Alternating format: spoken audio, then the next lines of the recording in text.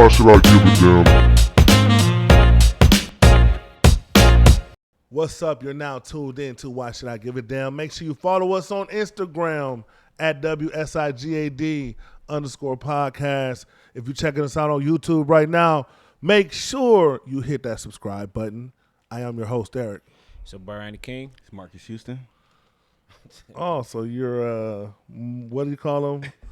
Batman. Nah, you're not Batman. I forgot what they call him. Because he was like molesting or grooming. Yeah, you're a groomer. That's the word I'm looking for. You're a groomer. His bitch was young, but I don't know about all that. Okay, shout out to Marcus Houston. Like I said, hopefully there was no naked before age, but that's you know another how story. it is when you a certain age and you date a young bitch.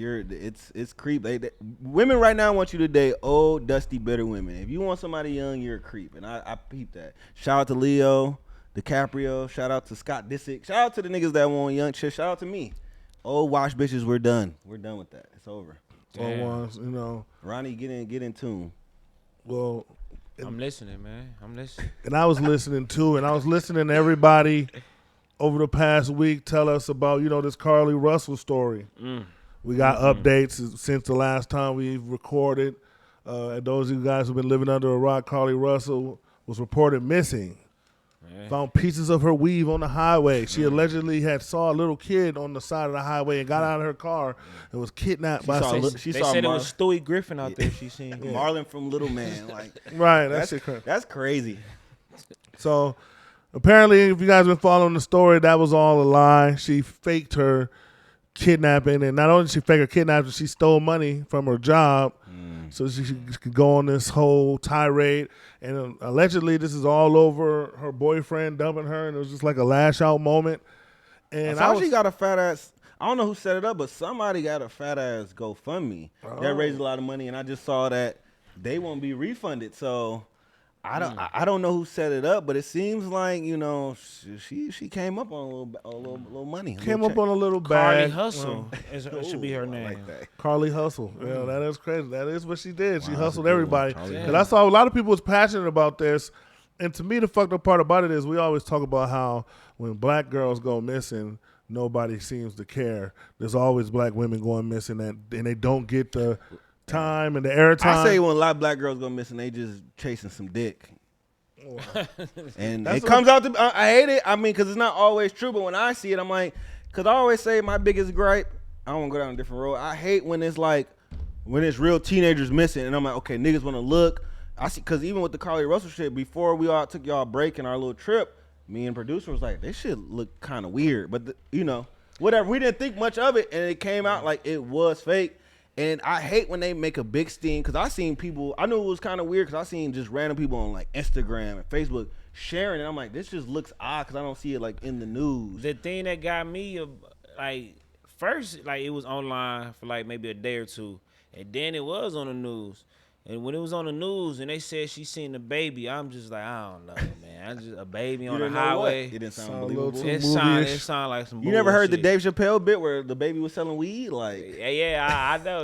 I remember that bit, but a baby on the highway, didn't nobody else see the baby? but Come on. and it, like I said, like I was about to say, like it kind of annoys me because when everything is found out with these people, they found them. They never say where they was.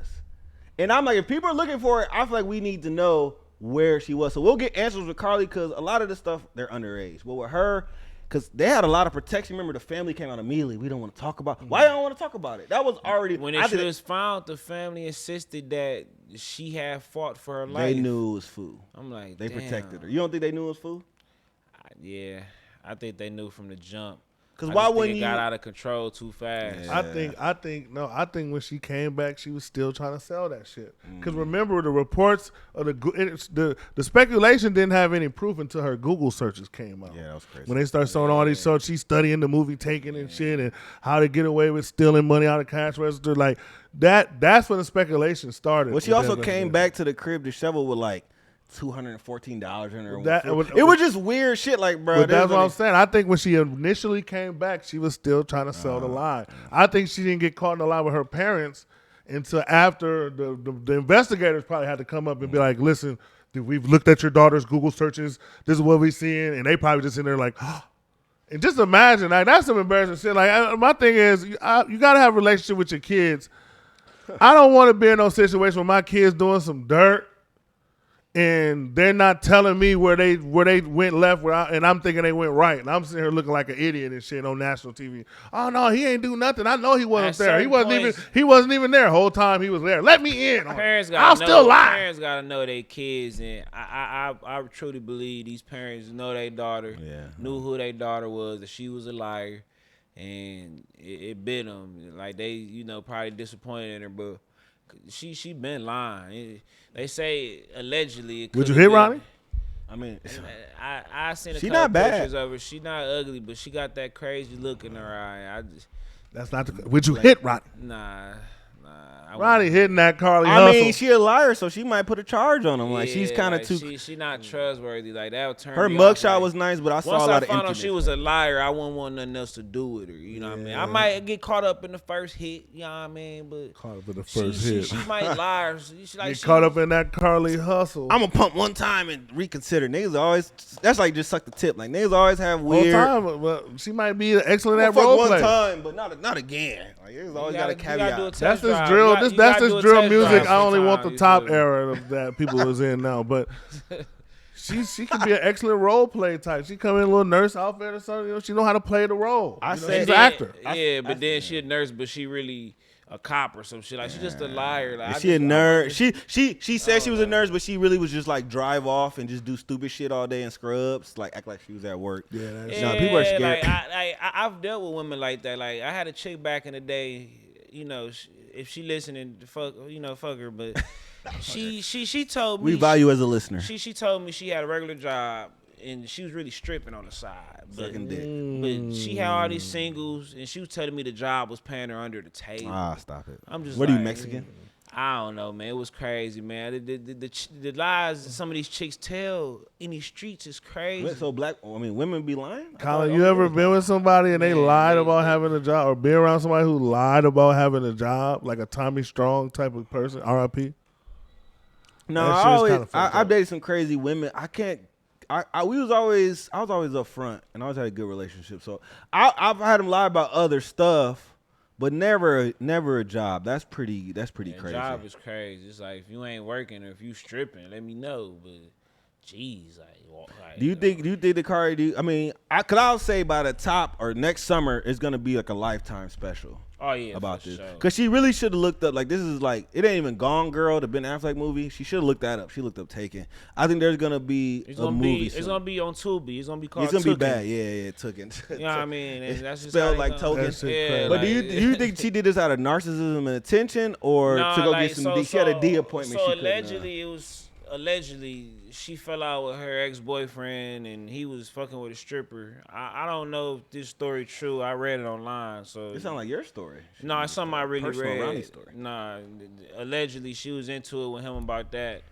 Who knows? Nobody knows. Women do some crazy shit when they get broken up with. Maybe like I don't know. She thought he was gonna get some sympathy dick or something from her. He's gonna come back. I don't know. I told you it's over dick. It's over dick. This is why I don't understand why women always want to play this equality shit. Like we're different at different shit. There's certain shit that men can't resist. The one thing a woman can't deny is when they go dick crazy over a guy, they no longer think with their logic. Like their logic goes completely out the window, and they start going all the way on emotion. And that's the reason why we say, like, as a woman, you really got to be careful on who you're fucking with. They be like, oh, he got demon dick. He got demon. No, he just hitting that. He just hitting that back wall, and you don't know how to handle it. Now you're being over possessive and crazy. This would have been a perfect day to have a gay dude as a guest, because I want to ask if gay dudes get crazy over dick. Well, any gay people listening or watching, you guys see the question? Hit the comments. I want to know. Do gay guys get dick whipped? I'm pretty sure they do. That's crazy. Back on the play. That's crazy. Pretty sure they do. That's it's Paul, but it's a good question. Like, you a nigga, so you be like, I'm going off the show Shameless, or like the little show. What happened in P Valley? I don't know about that one. Niggas. I'm gonna get you thought the you Gayest, watch no, it. the gayest I got was Empire. That's as gay as I got. I couldn't finish Empire, but right after I started watching it, they had got him out of there. So I guess that was cool. Empire had niggas just walking and randomly falling on their knees, sucking dick in the middle of a scene that had no crazy. context whatsoever. That's I was like, y'all are going too far now. Crazy. I'm like, but Jamal doesn't need to get music sucked up didn't- every The turn. music didn't change or nothing. It Every just was- time Jamal is in a room alone with a nigga, he's fucking him. Like these Yeah, niggas like yeah. 27 for 27 now. This is ridiculous. He's just a player. I'm like, no, bro, he a they gotta player. stop it. You I'm got the like, Riz. can this nigga rest? This nigga don't give the booty hole no rest. Watching Empire though. Spoiler alert, but bullshit. I think we're past. Jamal started fucking with a nigga that had AIDS, and he was so dick whipped over him. He didn't want to leave him alone, Shit was and it was crazy. I'm just like, no, I just can't tolerate it no more. I'm just like, this is Stop And my watching thing that. is, my question, I guess, to the LGBT community. I know y'all be wanting the representation in these movies, but don't y'all get sick of these like overly exaggerated gay characters that with no context that get placed? Like, I really want to hear from like people in the gay community. Like, do they appreciate this representation, or do sometimes they look at it like this is forced? A lot don't, but a lot of the shit especially from the outside, like I got family members and I know people, so I have conversations with them, keep it real. So a lot of the older people, it's not, but you gotta think a lot of their shit is built around sex. The whole, when everybody's having this fake outrage about all these pride events, I kind of understood it because this niggas in dog masks and they ass out, nakedness. So their whole shtick is kind of just sex all the time. Even like everybody's naked. I mean, I'm talking just pride. Like I get being proud, but that is a microcosm of. I think a lot of their shit is overly freaky. But again, there's also normal people in the community that's just their preference. That is their lifestyle, but that's not their whole personality. Right. So I think a lot of these are caricatures. It's like it'd be probably equivalent of a nigga who just doing nigga shit, like P Valley, like the thug, that the madam was like every nigga not like that, but it's just enough where you could be like, okay, this is pretty accurate. Well, I think that's where the disconnect comes. I think, see, for a lot of people in the LGBT community, they don't understand that when Look at we us see speaking for gay people. Yeah, I know.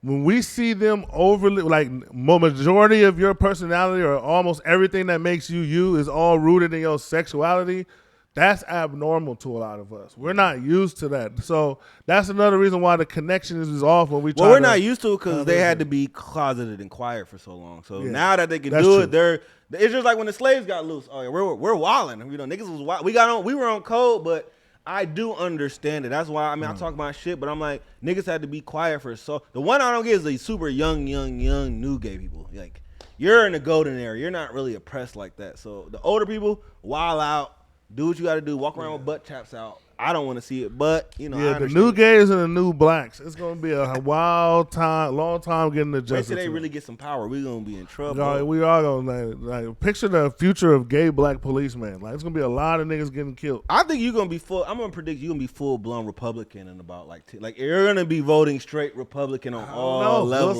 We'll see how it goes. But right now, I don't know. Like I said, I'm next year. I'm sitting it out. I'm just sitting it out. I want to sit out last year. I want to see what they're gonna bring to the table. I don't know, man. Well, it's Biden and Trump again, or Biden. I'll sit out. I'm not putting Biden. Fuck both of them. I'm not. I can't do You it. was riding for Biden. Biden. Your thighs was hurting. You was riding for Biden. No, Now you let the best man win on that one. There's no pause. There's no pause. He was, Can't do it. it was up. At that point, man, Pause. That was pause. I ain't gonna lie though. But at that point, when I was riding for Biden, pause. Oh my god. I had way more. I overestimated Kamala. I thought she was gonna bring more to the table. She had way more personality during the fucking when she was going against Biden. Then You came full around because last time you damn near checked me on Kamala. You was like, no, see you're my not my giving her a thing. fair shake. Now Well, my thing about Kamala is the shit that's said Kamala. about her is whatever the fuck her name. See the fact that she don't go by Kamala is like I want to tell you when you was on Twitter. I didn't want to. She's really an Indian lady that went to a black school. Like I don't look at her as a black lady. I look at her as an Indian lady who has a black like daddy, and that's a big difference. Once I stepped away, I'm like, Her you're- dad Well, I don't black. really put her with One the of black. the two. She's tan. But at the end of the day, what I say about her is when I notice with the women in politics in general, when they do fucked up shit, it's way more harsh on them because the men go on them and women turn on women way harder. Yeah. And so I'm like, my thing is people like Kamala. Warren Ronnie right now. Even like people like AOC, even like people like AOC and those people who get a lot of criticism. That's how we should treat. We should treat all these politicians like we do the women. Yeah. Because I feel like we way hard. So like even with Kamala, a lot of the criticism she gets is well deserved. She talks out the side of her ass. She does a lot of pandering. So I don't. Most of the time when I go against people who talk down on her, I don't disagree with what they're saying. It's just that I don't notice the same energy being spread to everybody. We let too many people, especially after watching Trump go through and get away with every fucking thing, and everybody thought, oh, it's entertainment, it's funny. I'm like, so would Kamala's not doing shit ass be more acceptable if she could crack some jokes? Well, I is mean, that the bar? She's a brown woman, so you're 2 for 2 versus a white man. So everything you're saying is right, but there's no way we could be surprised that a brown woman, a brown mixed woman, who's a vice president, nobody's ever been that high in the political ladder here. Of course she's going to get it harder. That's just what it is. Michelle Obama be getting roasted now. She was just the first lady.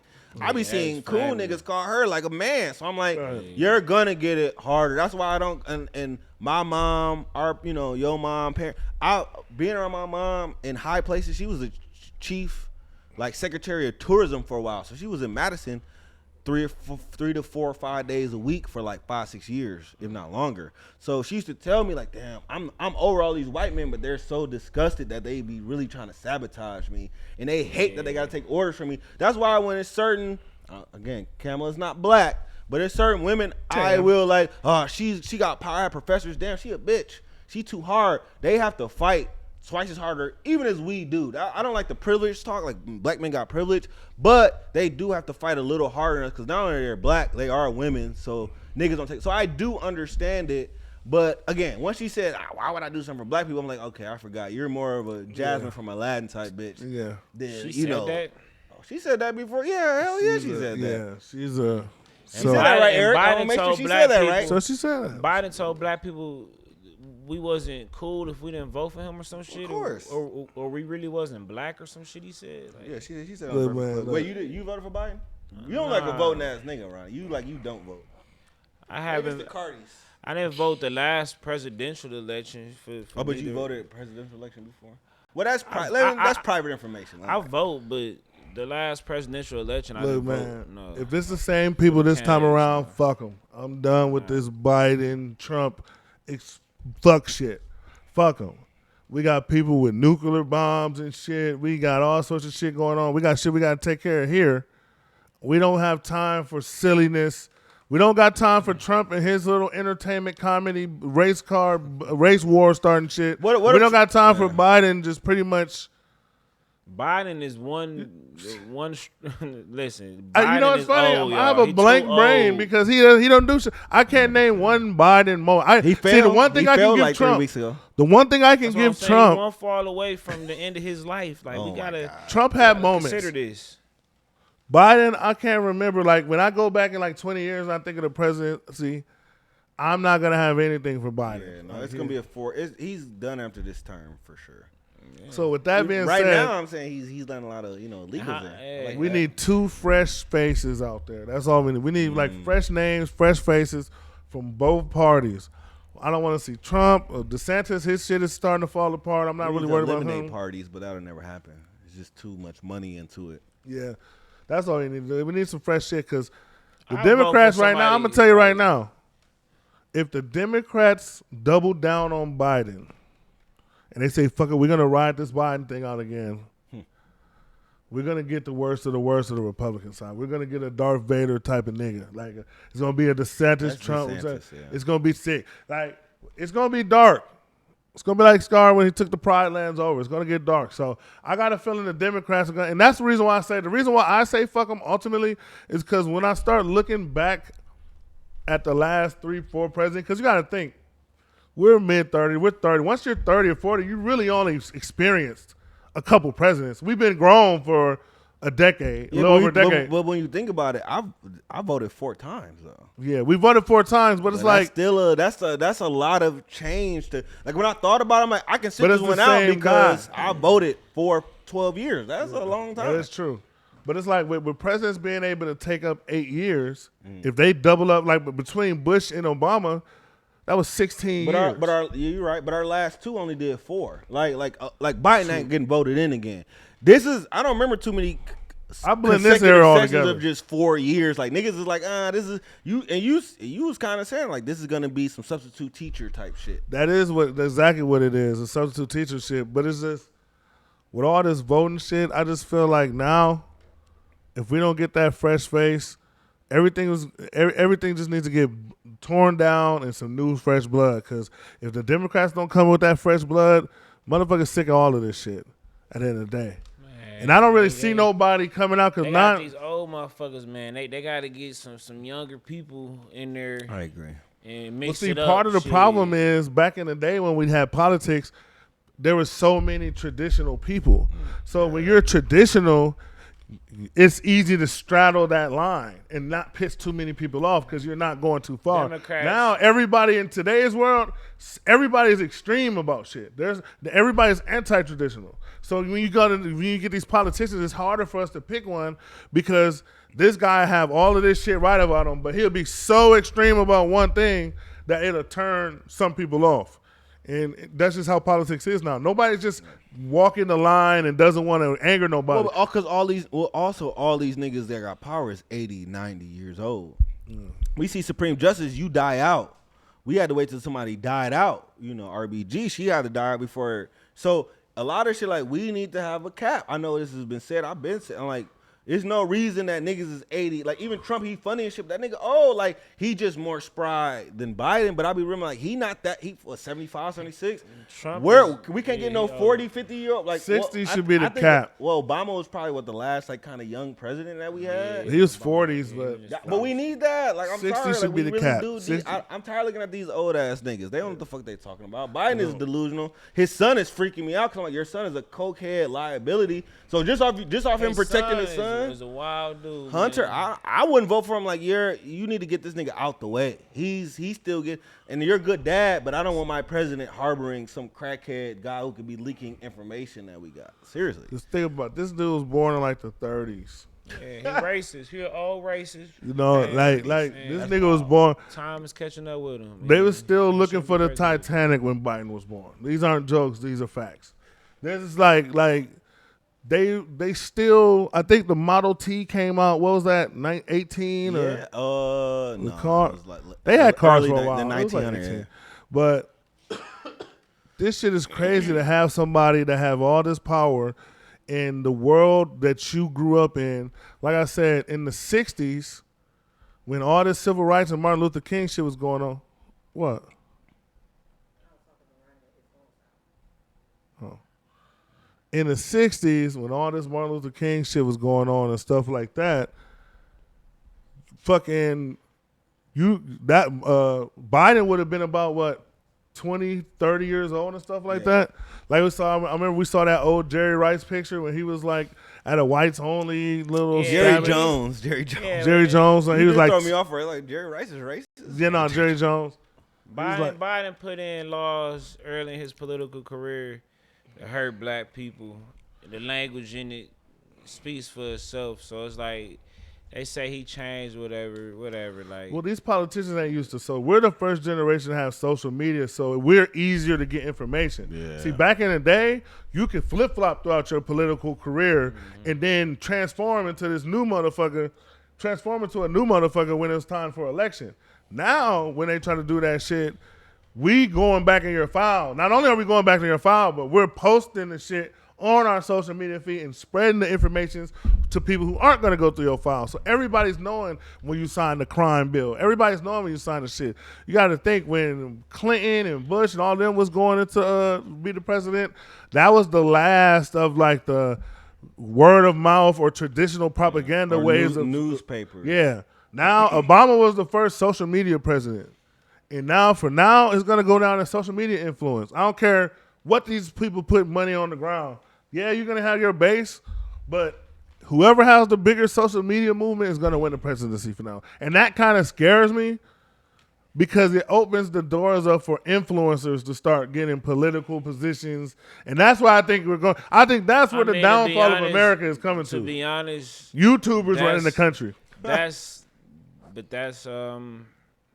why the checks and balances are in place. And you trust the checks and balances though, Ronnie? They're going to keep the YouTubers out? I mean, it ain't they had the right to get in. You feel me? Like if they can get the votes, that's their American right to run for office. So you cool with you don't think that'll you think that's I don't think it's You wise. want Kai Cenat to be running I don't think it's wise. I think ISO speed I to be I running think the new country. requirements should be put in, like as far as like education and stuff like that. But if they meet the education requirements, I think that they need to mix it up somehow because they don't have people engaged in politics, and that's how they're able to get a lot of this stuff over people's heads. Like people don't give a fuck about this shit. They really don't. That's why we got these old ass niggas as presidents to begin with. You feel me? So they got to do something. Shit. You're right about that. The fact that we're not engaged in politics, it allows these old motherfuckers who come from the era where they do give a damn about the politics. They lived through the world wars and shit like that and Vietnam and all that shit. So they're a little bit more dedicated to the politics than our generation is. That's the reason why Republican strategy is always voter suppression. Because they know if they can get the smallest amount of votes in possible, they have a better chance of winning. Whereas the Democrats always want more people to vote because they identify with more of the poor and the broke people. So, and that which is the majority of us. So the more votes you get, the more it feeds on that side. So it's all a game. I say fuck them because I just feel like they all. I fuck all of them because I feel like they all working together. I feel like even when you go back into Trump's history, a lot of people don't know Donald Trump was the one who funded Jesse Jackson's campaign, one of the first black Jackson, yeah. presidents. Elects. Going for election or nominees, I should say, whatever the fuck.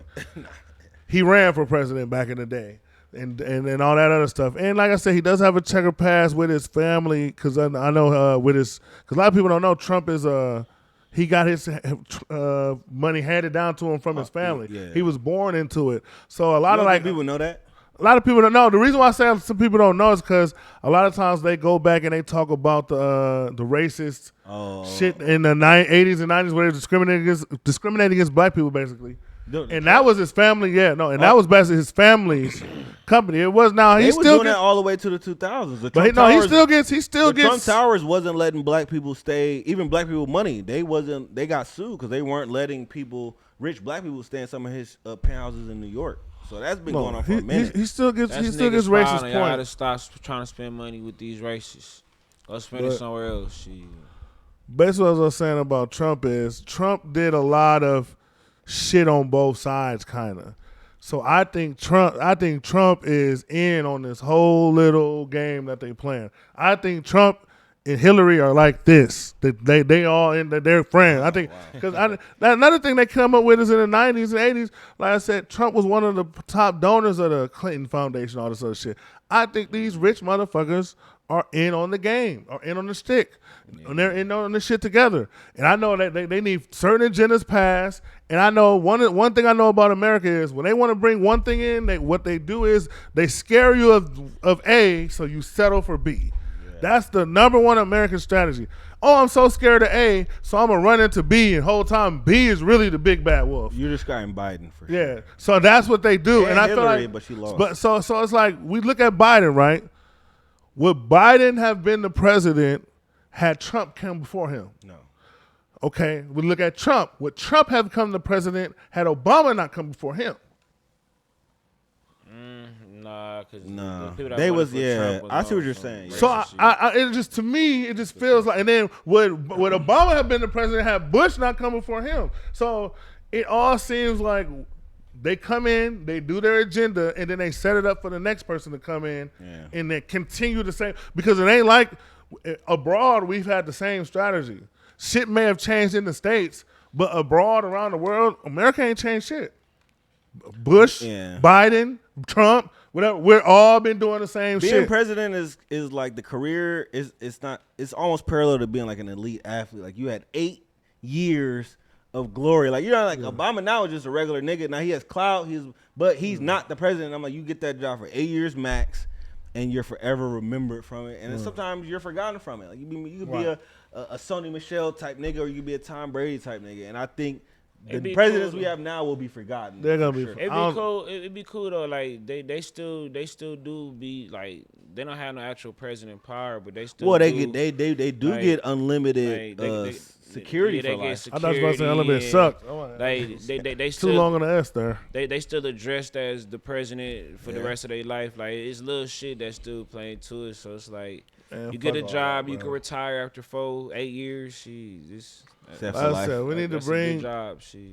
I just hope we don't go into a place. We're not going to a place where social media becomes such a factor because that's the reason why China. we there now. That's the reason why China and Russia they're instead of attacking America because they know they can't fuck with us on the nukes and on the ground and all that other shit. That's why so what they're doing now is these other countries and this is one of the things with Trump where they said Trump was crazy and I don't want to sound like a Trump negative. Oh, you but are. This is one of the things they said when Trump came up with the Space Force.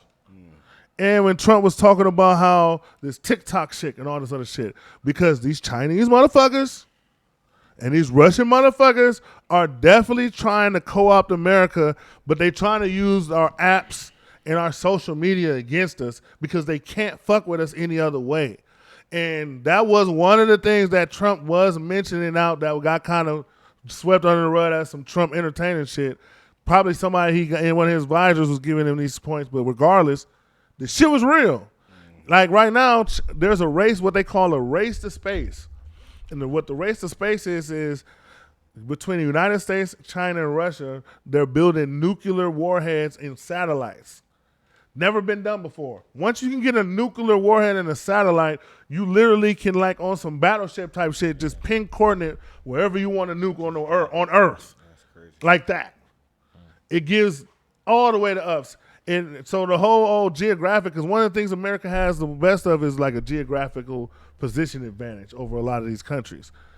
Once you get in space, that eliminates all of that. Right, I can hit anywhere you want. And the fact that it is, and here's the crazy thing about it is, when you launch from space, the velocity is so strong, you don't even have to use a missile. You can literally just put a big-ass metal rod on a satellite, and launch it there, and the velocity from coming from so far would do the exact same as a nuclear bomb by the time it hit. Well, that's why I don't. That's why I don't mind my tax money going to some military shit. Like it's a lot, but I'll take it honestly. You gotta pay the cost to be the boss. That's part of the game. Like, we're the bosses. We have to pay the cost. The second y'all start trying to not pay the cost and start paying for free bum shit, that's when the ops slide in because we're sweet. That's how this shit works. And the moment you start realizing that's how the world works, because, like, the thing about it is, this what pisses me off the most about Democrats and Republicans. Both sides have valid points. Both sides have valid values, but both sides are so stubborn in one way of thinking that they can't put the shit together to make the whole thing work and all this other shit. I find myself constantly going back and forth between the two when it comes to certain values, decisions, or people I think that should lead the country. But it's become a game now of, well, I'm on this side. It's become gangbanging, basically. And we talk about how stupid gangbanging is. That's what this politics shit has come. It's gotten to the point where people, is red and blue Christian Bloods. They close their eyes at logic just to stay true to their delusional game. That's how stupid it is. Like I said, the Democrats could literally say 1 + 1 is 2, and Republicans will sit there with a straight face and say, no, it's 3, just because the Democrats will say 2, and feel good about it. That's where we're at. And vice versa. Yeah, no, both ways. Yeah. No, that's why to me the whole thing is a game. Fuck them all. I'm down there with Colin. But I will give him the caveat if I'm still giving hope that somebody might come out of somewhere, but maybe that's the Tyler Perry end of the movie hero in me that thinks that's going to happen. I don't know. At this point, we need Tyler Perry to be president too. Medea for president for all I care. Fuck it. But speaking of black women in dresses or men in dresses, we want to talk about Jess Hilarious. Because Jess Hilarious. Figure out where you were going with that. I like it. Jess Hilarious just caught backlash because she released a video asking who's going to protect the biological women and pretty much telling that the trans women that you'll never be us, you'll never be able to give birth to a child, you'll never have periods, and pretty much a call to help action of who's going to protect the biological women. She signed her to get canceled. She's like the baby, basically. Oh yeah, shit. You speaking the truth, but you know you're going against the mafia. I've already seen at least 1 million memes of her with the little ponytail or whatever by crazy. little fat chicks who I be say telling something about women. them. Can I say this? Women have the pink shield of silence. But when women when you disagree with a woman as a woman, that's over. You ugly. They find the craziest pictures of you. Even Precious looks like Beyonce to women until she goes against. Until she's like till she says Beyonce is whack or something. Or till she this gorilla looking bitch. Or she can say men are right. We need to get our shit together. Bitch, you Mighty Joe Young looking bitch. Like ASAP. I know that women will turn quick as a bitch. That's why the girl power shit is always funny to me. Because it's girl power until you disagree with my point or until you give credit to a man that I don't like. Yeah. Then it's, you're a fucking basic ass, weak ass, ugly bitch. So it's lovely to me. But the video she responded to was pretty intense. Like the dude was like straight. See, the thing is, black women in particular catapulted LGBT trans and we already know Dave Chappelle was right. That's why they got mad. He exposed them. It's LGB, right? But the TQ plus, they're beefing because LGBT is like, well, we're really this and gay. They really don't fuck with each other. It's like light skin, dark skin, black shit in the 90s. But they don't talk about that. So a lot of, you start seeing like the Dylan Mulvaney with the Bud Light shit we talked about. They have a crazy, crazy separation that's not really talked about. So now black women hype them up. So you see all these transsexuals or trans men, trans women, they're telling women, you don't own periods. You don't own this. You don't own this. You can't, now trans women are fake lactating, so they're doing all this shit. And I've seen a lot of women who were fake blind. They are. Trust me. I can send you. I'll send you some links. We can talk. They're fake. They're fake. It's gross. But black women, I've seen so many. I had this conversation 2016, 17. You guys are amping for these niggas. They're gonna turn on you because when it's all said and done, it's still men playing mental games. They got in. They infiltrated. They did it with Me Too. They did it with BLM. They're doing it with this shit, and I hate that for our black women. Ain't that some man shit though? It's misogyny at 1,000. We won. That's toxic masculinity in its finest. Man, and we won. tried to tell ladies so long ago about this. And at first, we was homophobic. They was using it as a means to try to make the straight black man look bad. Like we wasn't. No, it's not straight. It's cis black man. Bullshit. Fuck that. And Fuck that. they use it as a way to make it seem like we wasn't accepting or our masculine thoughts was something wrong with being a man, trying to feminize straight men because that's what they really wanted. They wanted control, so they befriended, the transgenders. It's no way. It's just no way type shit. Like if that's the life you want to live, you're a cross dresser. It's other names for it, but you're not a woman. Wait, can I ask you this, Ronnie? If you dated a woman, but she was heavy pro LGBT, trans friends, super pro, you couldn't rock with her? No. I've had that in the day. That's when I kind of realized I'm not that progressive. Like, cause I'm for them having rights, but you're a little too into this lifestyle where we have those type of differences. But it's like, is the box fire enough? Well, no, or the titties big enough? Well, hold on. Like the mouth wet enough. Right? Like, yeah, she squirts. My whole thing is like, you got people a whole wide different spectrums and shit, and I believe in respecting everybody. I don't agree with a lot of shit, but once you get to talking about you the opposite sex and they don't own things, like you sound delusional. Like it just sounds crazy type shit. So I can't lie, my girl kind of was capable. She was like, women who go hard on trans, they have problems. I'm like, okay, let's stop this conversation. She was kind of, and I'm like, I'm like, it sounds good, but you don't think that's crazy that men can really just straight tell you like. And to be honest, most women I seen were like, nigga, you can have periods. Like, women weren't even tripping, but I feel like trans have this emotional beef. And the whole thing about the LGBT is like, we fuck with you. They want niggas to co-sign everything they do. And I don't want to have no right-wing podcast, but we fuck with you. LGBT. We don't care. Live your life. But if somebody has a problem like with you, they're going out of their way. My thing is, most of us don't give a fuck. Really That's don't. the real reality of it. Most of us And we don't want- give a fuck. And who can I say this? who We fuck. want niggas to live their truth. Homo Exactly. thugs. We want y'all just to be out But there. that gets flipped into homophobia too. Us like when a nigga's hiding on the low, acting like he's somebody he's not, and then it turns out he's gay, and there's all this outrage. It's not really outrage because he's gay. A lot of times it's outrage because you're faking. Cause you coming across as this character, and the whole time you're not that. I thought I knew you. You're not that. That's what the outrage comes over. Cause at the end of the day, most people now really don't give a fuck. The outrage is mostly for people to have. Cause Well, a lot you of do. these people, You Nah, do but give the a whole, fuck. The whole thing though. if it doesn't, cause think about on the average day, Yeah, but if your homeboy- somebody being gays does not affect Okay, you. but Eric, if your homeboy, It ain't- he's straight, and then he tell you, I like niggas. But You're not that's the gonna hang situa- out that's with the him. situation though. I was just talking about, though. That don't matter. Like the main topic is like the transgender people. Like they were trying to push a narrative. Like That's true. we women, we don't gotta tell people that we was born a man and we identify as But that's women. that's and we the can, issue like, though. That's a problem type The shit. issue Like, is it's that not- is it's I not give cool. you that. I give them okay if y'all want to So feel, they y'all gotta- can feel how they you gotta feel. They gotta tell people. And They like, got- No, they because gotta once disclose okay, that information. here's the Yeah. issue. Like I was just saying, nobody gives a fuck, right? But here's the issue. Once you start classifying yourself as shit, now you're impacting how I have to move in my life because now I have to go to certain bathrooms start to change. Now, when you go someplace and let's say if you're a young single male, you're on a dating site or you going out somewhere and you want a biological woman.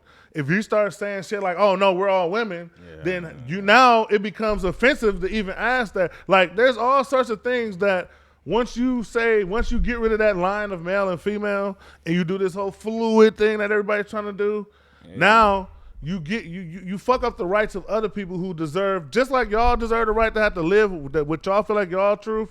Somebody who wants to be a traditional male that wants to have their kids with a biological female, they deserve to have that right too.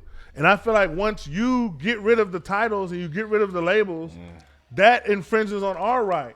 Because now I don't know what you are. I don't know that. Or if I want to, I don't want my little girl. I don't want my daughters to grow up having to go use the bathroom and there's 6 foot niggas in there and shit. DeMar DeRozan with wigs and shit in there and shit.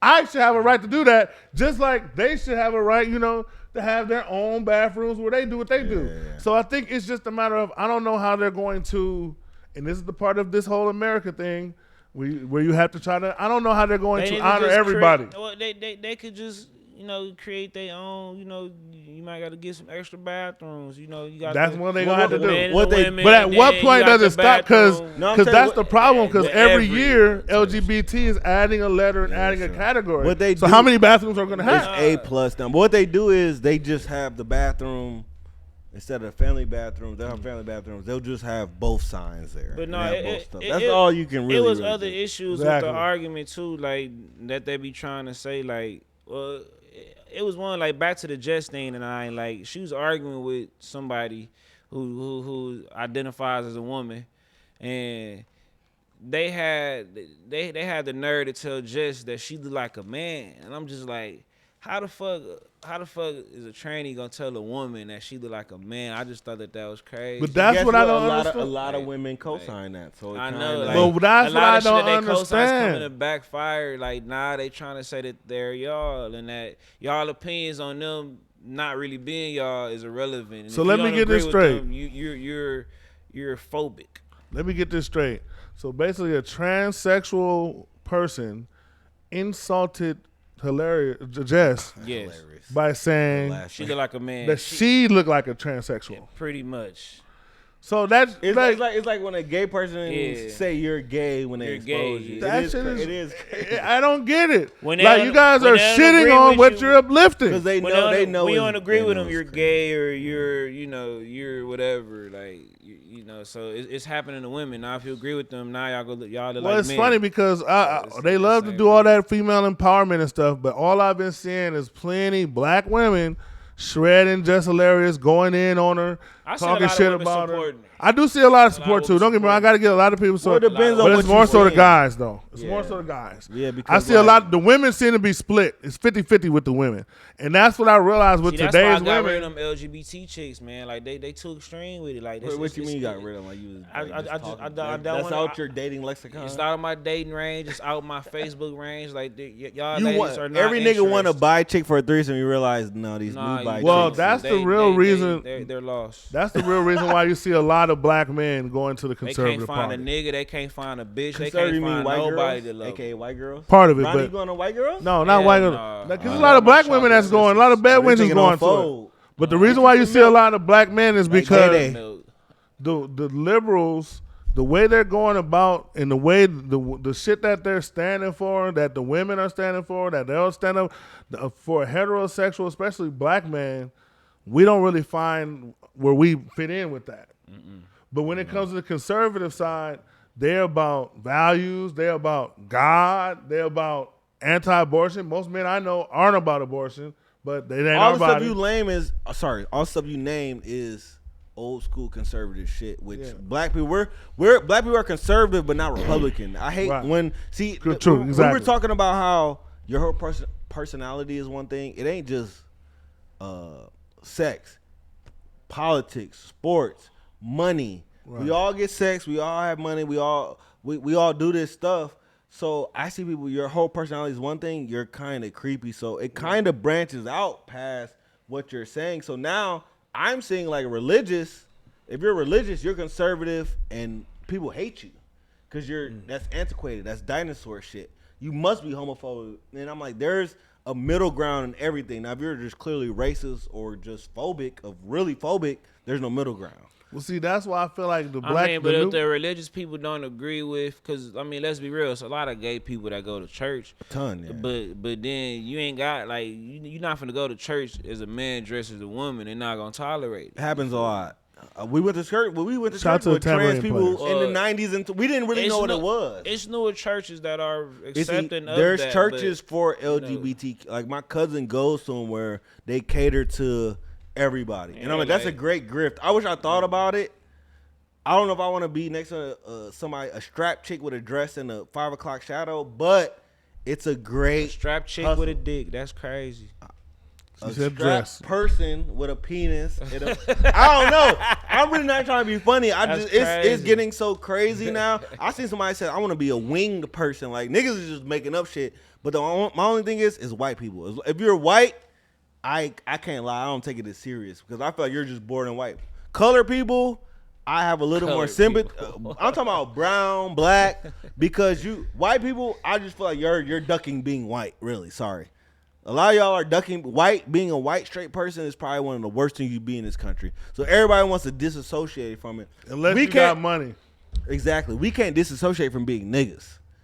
But I telling you, didn't being straight and white, I just didn't know being a white straight man was worse than being a black straight man. no, I'm talking about in society, it is. That's why all these niggas is crazy. gay and trans. They want to be women now. Well, because they got the power, Ronnie, but they're not getting. See, yeah, one they- thing white I people. men mean, always we got have it the worse because we get blamed for what these white But see, motherfuckers doing. one and know the shit. one thing they but want they over get power. blamed for it. What do you do when you get power? What do niggas do when they get power? They get pussy. And that's the reason why a lot of these white men, they don't give a fuck about it because they be having all that power and they're not getting no pussy. See, at the end of the day, we're men. We're wired to reproduce. That's our primary Niggas gonna get mission. pussy. It's bums getting Our pussy. primary mission is to get pussy. So you can have all the money in the world, all the power of the world, be the ruler of the land, all that other shit.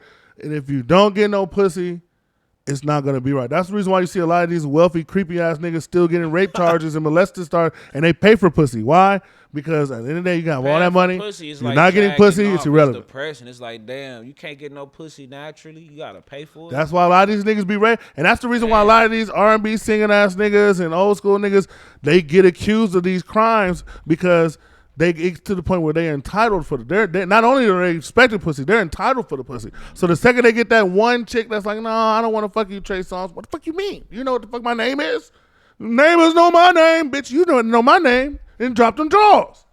And now there's a case on our hands. So, But That's I mean, speaking of Trey Songz, because a lot of shits, yeah, like you know, we got a lot of women that would fuck them, you know, on some groupie behavior shit. And we talked about Kiki and Usher, you know, but we got another case where it was this lady at this Drake concert. She had some knockers on her, like 32G or some shit. 36D. D? I believe so, yes. I don't know. I thought I heard it was a G. Okay, G. I didn't know they I went heard up B that at first. big No, shit. no, For no. one, I remember No, they go up to size. H. They said No, he called it 8. Like, they go, I didn't really know. H for huge and No, G for ginormous. That is crazy. But she took her bra off, threw it, and she timed it. It was like a ESPN play. It was like she took it off as he was walking up, and she waited for the precise moment for it to land on his feet. Landed at his feet. He picked it up, and she went crazy. You feel me? And she done got all the clout. Because that's a lost art. Niggas, chicks not really throwing bras on stage. Like, I went to the Drake show in Chicago, so that was the first night. And he had a couple bras. I'm like, this is kind of a lost art. I remember this was back in like the 90s, 2000. Chicks was throwing bras on stage. So I'm glad it's kind of back. That's cool, but the thing with these chicks, You they gotta learn how to throw be. draws on stage when you see Drake? Just draws. That's crazy, nah. Sign up. Rihanna. 15 racks. You call 15 racks. I thought my draws at Rihanna or something. No, but 15 racks. You gotta go. You get front row tickets to a Drake concert. They're gonna give me 15 racks cash. 15 racks, yeah. but you gotta. yeah. But some, Yeah, we doing that. And somewhere within the night, you have to take your drawers off and throw them at Drake. Absolutely. That's Yeah. easy. That's 15 easy racks. money. Security. I'm making sure we ain't I had ain't no trying to get my delusional ass people. whooped by security and no shit. You feel me? But that might. That's that might be worth homophobic. it. They don't whoop your ass. The bitches on bras up there. You can throw it. Like, I would sue for homophobia. Like, hate crime. And we gotta get it on the jumbotron. So there's a replay. that's But crazy. Slow you gotta motion take replay. your I forgot drawers about that off. part. That's gonna be kind of hard to get your drawers It's off. a lot of shit going on during the show. Niggas not gonna really know. It's Yeah, general you mission. can- I- You can get that off. You can get that off. Next Thursday, Ronnie, I'll put the rack up. Nah, I The ain't rack up. We and Erica go half. Me and Erica go half. Fucking 500 a piece. You gotta take your drawers off in the middle of the Not for shit. those thighs. That damn near That's pay for the crazy. tickets right there. Shit. You see Drake for free. Drake. Damn, this nigga got some. That's Damn, this nigga got crazy. some skid marks on this shit. Look, focus to the dread. That's crazy, dog. But But when back to the story. She got all the clout in the world. She getting TMZ interviews, Playboy offers. You know, she don't. You know, she not the best looking in the face, but she got some knockers, I guess. But the whole catch is she married. The bitch married y'all, and it's just like, at what point, ladies, do y'all behave? Like, Well, how would you feel if that was your wife, Ronnie? I mean, you see how the opinion. How if that was your wife, she threw her G's up there at Drake. I'm gonna be honest. Them her Drake ass tickets gonna is be on expensive. probation. You feel me? Well, if it's not, it don't gotta be your wife. Like, you take a girl to a Drake show. That's the big. We talking. Was he $20 there dates. though? Was he there? Was he at the show? Who? The No, she husband. was with her No, girls. she was It with was- her Oh, homegirls. okay, The that's girls violation recording number the one. video, they screaming. Violation When he picked it up, like it was nuts. You feel me? It's just like This is Keke Palmer all over again. want the don't clout, you don't doing let your girl interviews. go to sex symbol niggas alone. Hey, yeah, I'm gonna go to Chris Brown. I'm gonna go see Trey Songz. What's that? Nah, all right, I'll be there with you. Fuck all that. Yeah. Next thing you know, you looking at just like you don't let your husband go to a Janet Jackson song concert alone. Next thing you know, you looking at the YouTube and shit. But You- ain't no your nigga- man up there and strapped down, getting his fucking face licked. Like this shit is for real. It's a for different real. world. That's how you be at the Sparky shows. Fuck all that. Like. And Playboy, y'all dead wrong for offering her a deal. Like, come on now. I did my research, like Lil Reese. It was like a digital deal. OnlyFans deal. It wasn't, basically. yeah. They pay for but the she first not- 3 trust months me, or something. There's no boobies being shown. There's no titties being shown. Wow. Did my research. But the question is, like I said, Ronnie, if that's your girl, that's your significant other, she go out on the girls' night, you decide, all of a sudden, she threw her bra out there at Drake. Drake respond. Not only did she throw the bra, but she get a little deal after, a little titty deal. Are you like, okay, girl, are you progressive enough to handle that? Nah. Really? She be on probation. Like, it'd be What's like, probation? I don't Right. know. Because this lady is like she says she's like a mother, so I don't know if How many it's her kids? boyfriend. It just says a mother. Nah, She she's probably got a wife. cuck. They Okay, said they're she's actually married. married. So Okay. You she's gotta have a little cuck different. type of guy. 'Cause You really get mad if a girl through like a broad Yeah, Drake? that's unacceptable. Because he's the biggest superstar, so she can't throw her bra at Drake, then and they come home and give you like 10 racks from the Playboy deal, like it's just business. It ain't like she getting fucked like the Don't Jump Her nigga. Like that ain't our dynamic. If that wasn't our dynamic from the jump, it's just odd. You feel me? Like nah, it's groupie behavior. Like they want us to accept it. How far can you go? You gotta behave, ladies. Like I mean, could you handle that, Colin? You know, come back. She lets you know she keep it real with you. I threw my bra at Drake. I'm gonna be honest, Drake is. I wouldn't really care that much. It would be out of character for my girl, but I dated somebody who was in the section next to Columbus Short, and he wanted to hit, but she turned it down, so I respected it. But I was just like, Columbus Short, like you were even thinking about it, like that kind. And she showed me the picture, and that's when he would start getting like to the drugs. She rejected that. Like that's wifey material. No, at the time I wasn't ready for it. This was a long time ago. But I'm like, you're in Chicago, and he was like coked out, wilding. But how long ago was this though? This was like 2014, 15. It was a while ago. I was pretty young. That's a while ago. That's right at the start. But I just realized I'm like, so some bitches would get loose for Columbus Short, and I'm like, if you getting loose for Columbus Short, these chicks they get loose for chingy. I met my girl at a hotel, so we ran across a lot of famous people on different levels. So I'm like, the fact that you never fanned out, that kind of was a. Nowadays, and I like, the investment I put in, but nowadays these bitches is cashing out for less. Like, so let me add this caveat in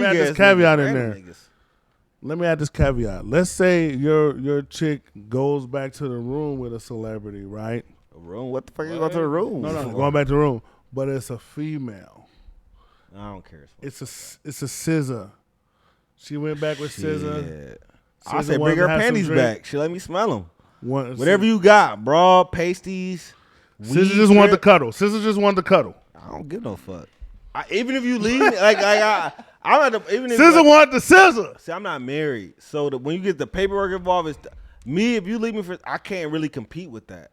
SZA, even though she's modified, she really not. A lot of shit is too much doctor made. I can't argue. I'm one of them niggas that if you leave me for a girl, you can't compete. I ain't with that shit either. You cheat on me with a bitch. I'm saying. So SZA wanted the SZA Ronnie. You not going for it?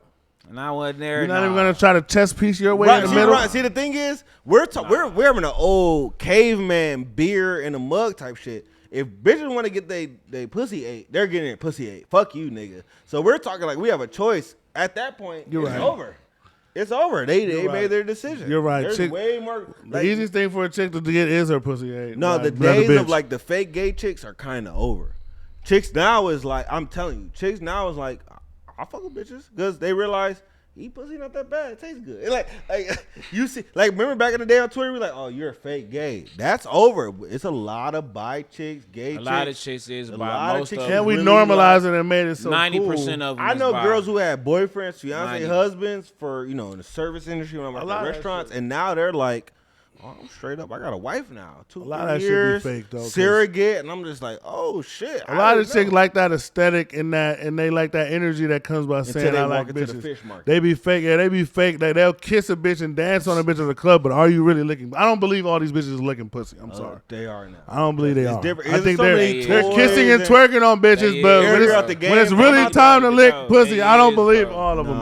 No, they is not. I'm telling you, Eric. I'm telling you. They be eating it's a pussy lot in the more gay bathrooms. chicks now. The fake gay chicken. Ladies, are y'all really eating pussy? Let us know. That mug gonna go crazy. You don't gotta believe it because you're not. And I'm not in the game, but I know. No, there's way more chicks that I'm talking about, and not even like studs, just normal chicks. It's like chicks that tell you random, like, yeah, I got my pussy ate before. Like, ask them, like, they be like, most of them did. It's one of their friends. It's different now. It's like, rare to find a chick that hasn't. But my whole point is they trying to normalize to where your bitch could do whatever she wants. She could fuck whoever, niggas, bitches, and you supposed to be cool with it. You should be cool. Nah. It's just like if you want to be a cuck, then go ahead. But that's not for everybody. You feel me? Like everybody don't want their bitch fucking other people. That's kind of odd. You feel me? So I mean, if that's the life motherfuckers want to live, more power to them. But I don't know, shit. But before we get up out of here. Because I'm getting hungry as a motherfucker. Before we get up out of here. Man, you struggling now. I know. I want to talk about that They Cloned Tyrone movie. Oh, that shit is fire. That's what it's called. They Cloned Tyrone, right? Yes. Okay. And that's crazy because nobody in the movie name was Tyrone. For those of you who haven't seen the movie, I'll try not to spoil Well, technically too there much. was. Nah, Spoiler alert, there was, Yeah, but at the very end, Yeah. there was a Tyrone. Well, like I said, You probably was on Whippets. We'll try not to. Yeah, we'll try not to I don't know, man. spoil. Sleep on the I last just put 15 Whippets. minutes. The first drug that popped, I'm like, I don't put Whippets on my nigga, bro. He's a whip. That's Comedic value. That's crackhead shit. No, that's crackhead shit. But no, Shout they out called Joe. Tyrone. I think it was a really good movie, but I want to talk about y'all takeaway from it because those of you who haven't watched it, I do suggest you watch it because even if you don't like the movie, it does spark a good conversation. It does spark your brain. I like movies that spark your brain because even if you know it isn't the best movie per se, at least it starts a conversation. And this movie definitely going to start a lot of conversations because for me, it kind of highlights exactly what's wrong with our culture today. And it kind of highlights exactly what podcasts like ours have always been saying when it comes to a lot of this shit is a lot of the way black people act today, a lot of the way things black people do today is manipulated by the culture, and the culture is manipulated by a lot of rich non-black people. Yeah. A lot of rich non-black people. I tell people all the time, this is one of the things I talk about as far as how the power of culture can change things. In 2009, they did a study in Chicago's prisons in the crime, and they noticed that crime was actually starting to go down. Prisons were actually starting to decrease in population. And they started thinking of ways of how can we fill our prisons because Illinois is one of those places where there's a lot of private prisons. It's a business. So those of us on the outside, we think, oh, less crime, that's good. But when you're in the business of prisons, you need crime. And that's the part of America nobody likes to talk about is the other side that needs bad shit to happen because they capitalize. That's what happens when you're in a capitalistic society. So when you need crime, what was their solution? Well, when you have a prison and you're in the business of prisons, you can't do a commercial that says everybody come to prison. Hey, this is my prison. We got the best prisons. Do a crime so you can be here. You can't do that. That don't sound right. What can you do? You can put hundreds and thousands of dollars into Interscope and Def Jam. Millions of dollars. Millions and millions and millions and millions of dollars into Interscope and Def Jam, and they can go recruit street rappers. Chief Keef signed to a crazy Interscope deal. All these people, like, they can start. Don't get me wrong, I fuck with all these because they are a resemblance of the reality that's going on in the culture. Yeah. So I don't want to talk down on the drill rappers or fuck with them. But at the same time, I understand that that whole wave was funded. That whole wave of drill rap in Chicago was funded by lobbyists that were putting money into the record labels that needed more crime. After the drill wave started, after Chief Keef and them started doing their thing, after Lil Durk dropped L's and all this other stuff, the fucking crime went up at a rate that has never been at in Chicago before. Yeah, and also they Chicago niggas was saying like, the cops are dropping off guns in the hood. Yeah. So that we have it, and we had undercover. My thing about They Cloned Tyrone, great movie. I was actually excited for it. And it was great because my girl not black. You know, she ain't white, but she not black. And I put that out there. But she was just like, oh, that's crazy. But I'm like, I seen this with Undercover Brother. So I say every generation has their movie where you're getting woke. So I seen people like, it's funny on Facebook, Twitter, nigga, and Instagram, but Facebook niggas was like, I don't get it. It's a dumb movie. I said, your cousin BJ said, I ain't get it. I said, damn, nigga, you ain't get it. But I'm like, it's pretty obvious, and they actually show Undercover Brother in the movie. So that let me know, like, every generation has these black boys, like, they get you woke. And it's a very obvious thing. I love it because we talk about it. You talk about Tariq Nasheed. He's been talking about it, and he race-based so much that he finally got a movie that collided with his message. And I'm like, you know, because he's been anti-Sukihana for a while. I was like, oh, the white CIA has pushed this. I be listening to the nigga, and I'm like, damn, you're kind of. You said Tariq Nasheed is anti-Suki? No, I mean, he's basically saying the sexy red Suki shit don't represent all black people. And he's been saying that the CIA is pushing this shit, or rich white people are pushing this shit. And here's the thing. Now that's pretty much what that movie is about. From the hair scalp to the chicken, Popeyes just dropped a crazy meal. I almost damn near, I start shivering. Niggas like, Better Clone Tyrone said, damn. He almost had a relapse with that chicken. Right. I only got a relapse because it's not available, but I would have. I'm a nigga junkie, so I would have got it. But you was ready to wait 45 minutes for that 6-piece, huh? No, I'll go to the white people for that. But if you can give it to me in 10, I would definitely be a victim because I'm still a nigga. Niggas, you talk proper. I'm a nigga. You also notice, going back to what I was saying about like the drill in the movie, there was a point where they had like this overly aggressive music.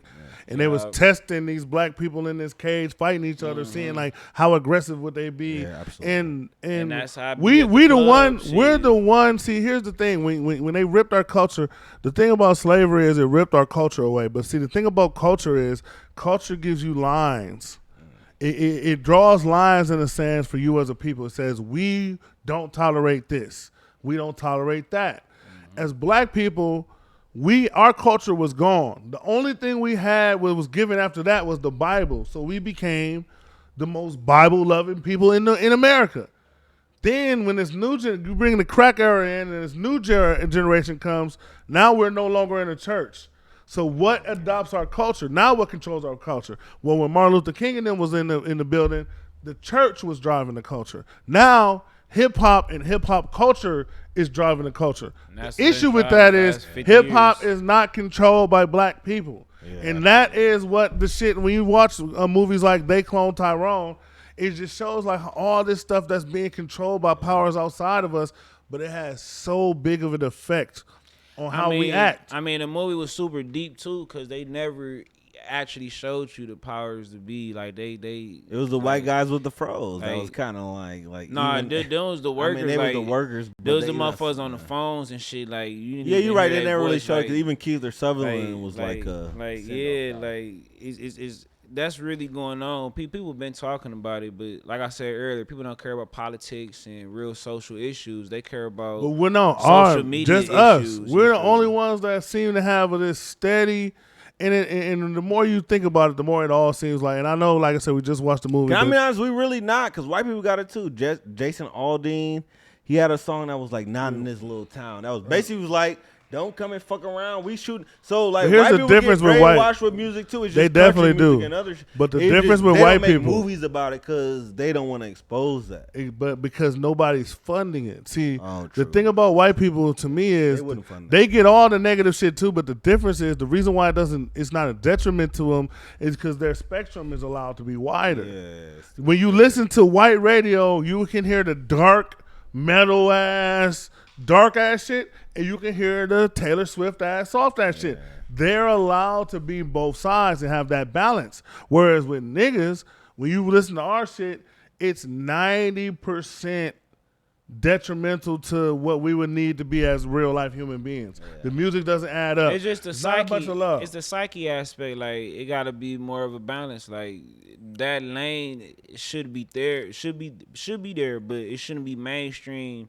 And it shouldn't be pushed as hard as everything's being pushed. Like my theory is they say white people right because they say white people, their population is declining. And I feel like they need right now, and they know this because I feel like they do the That's research. why all the white chicks is getting brothers. Right, and they know that they need to procreate with us to preserve their race. And I think what's happening right now is what they're doing is they're manipulating black women. They're manipulating black men to have less of a chance to find a wife. Because what they're doing is they're giving us all the opportunities that they're not giving the black women. They're giving us the money. That's what they're paying us off. What that does is you put black men in a tax bracket that the black woman can't follow, even with a degree, and then black men start to see less women that look like him, less women that relate with him. With the black I would say woman, it was the opposite. I think they're giving the black women more. no, because opportunities. even now though women are talking about money. No, you're right, but Colin, even though they're getting all these degrees, they're still not making more money. They're not making. That's the problem. All that degree shit with black women, a lot of that is just for show. When you look at the numbers, they're making 20, 30, 40,000 less than us still with no degrees. So that's why I say black women be in no position to really play games because y'all really are at the bottom of the game when it comes to getting fucked over. That's the reason why I try to go hard for black women because I realize when it comes to the game, like we said earlier, y'all are women and y'all are black. Y'all are fighting two battles at once. Y'all are getting double fucked. So y'all can't afford to be getting brainwashed by these white women movements. I should say you don't apply to y'all. You should go less hard because if you ain't gay and you want to co-sign everything they say, it's mad, it's over. And I'm gonna be honest, the better they clone Tyrone shit is prevalent because I remember like the last time we were kind of out, like I've been seeing it, but when I was walking by and some random rap came on, I just seen women just walking down with their boyfriends, like all black niggas, salute. And also when the music came on, all the bitches just start twerking in the middle of the street. Yeah. It was like, damn, y'all really brand. Like, y'all hear a certain, and you hear that with the brunch spot. Because they the frequencies though, like they these shouldn't ladies, play. when they hear certain beats, like they cheeks just get to moving. Like they because what they did with our women, what they've done with our women is they over sexualize our women. But they've given them ideals in their head that will never land them a husband. So what you have? Yeah. So now what you have is there's no white artists that are like none. You don't see no Mexican artists like this, no Asian artists. Who was the last white female artist to go crazy and be twerking and be over sexualized? Miley Cyrus probably. Miley Cyrus, and you know what? They was disgusted. They didn't allow it. And she cleaned up her whole image. And nobody came out and said we hate women. Oh my God, mama, I'm doing country. She said it was a dark phase. Yeah, she came out and changed her whole bit. And nobody came out and said they hate women. But when it comes to black women, they'll let the sexy red shit ride. Why? Because it's all a part of that agenda. They're over-sexualizing black women, but making them less desirable to be wives. So what's happening is they're going to be on the end of the totem pole. You're going to you push sex. But see, that's what but no, you don't need nobody though. Nobody's being taught this independent, you don't need nobody shit but black women. You don't hear white women, they talk that shit, then they hop in their minivan and take their asses back to their fucking five house car. That's the problem. That's a different. But no, you're right though. No, you're right. But that's because they're the most domesticated though. That's because they're the most domesticated. So you saying black women should be domesticated? I'm not saying they should be domesticated, but I'm saying that black women got to understand that when it comes to this game, y'all are getting cheated the most. So y'all can't afford to be following behind white women and LGBT. Yeah, we want to respect the LGBT. We want to respect white women, whatever. We want to respect everybody. But y'all can't afford to remove yourself from the blackness to support these other groups because y'all are fighting two fights. Y'all are fighting in these groups that y'all are leaving us to fight with, like the LGBT, like the feminist movements. Those groups, when Sandra Bland was missing, they weren't saying anything. When shit happens with black women, you don't hear these white women coming out talking about how there's a way higher infant mortality rate when it comes to black women. Yeah. You don't hear these white women coming out talking about how black women have a way almost 30% higher chance of dying in the hands of a surgeon than a motherfucking white woman does. You don't see. We just saw the situation with the comedian off Wild and Loud. What's her name? Jackie O. I forgot her name. The Wild and Out girl. Oh, you talking about Nick? DC Young. Jackie O. She had a mommy makeover. Died. When's the last time you heard of any white person having plastic surgery and dying? The two I know come off the brain is her and Kanye mom. Yeah. I don't know too many, but I know it don't happen to white women like that. So my thing is, we're fighting a fight. We're like with black women, I just be wanting to reel them in back to niggerdom because they get accepted and they get used. They get used, especially with the LGBT, because a lot of these fake white dudes that want to be women, they're using black woman vernacular, black woman slang to over-feminize themselves. Because black women are most feminine women in the world. Would you say black men need to just step up and love black women more? Yeah, I was gonna say that. Like, do you think that it's not enough black men that's doing what they supposed to do, and it's the poor basically tricking off and being dumb? What it is going back to They Cloned Tyrone. I think we're being wired to to separate. Yeah, absolutely. They're wiring the women to not need us. They're wiring us to not need the women. So there's this constant debate about who's at fault when really it's just the wiring. We're being wired Because it not gets to the need point, each if other. you're not like sus, well, a lot of women don't. If you don't sus or believe in sus shit, I see it. Women, it's hard to find a guy who's not homophobic. Da, da, da. Well- and the list is up, and I'm like, damn, you really gotta be damn Think near about a it. cuck or sus to get like a yellow. Have you ever seen a Mexican, right, break up with another Mexican because they didn't have they disagreed on some black shit or some gay shit? I'm gonna tell you, it's a Western American thing, and Western is vague, but American. 'Cause I watch a lot of like 60 Days In. So these chicks who come from women from all ages, old, they're all on some liberal. I do what I do, so they're going to like Muslim countries, the most anti-women countries, They and shouldn't they're like, go there.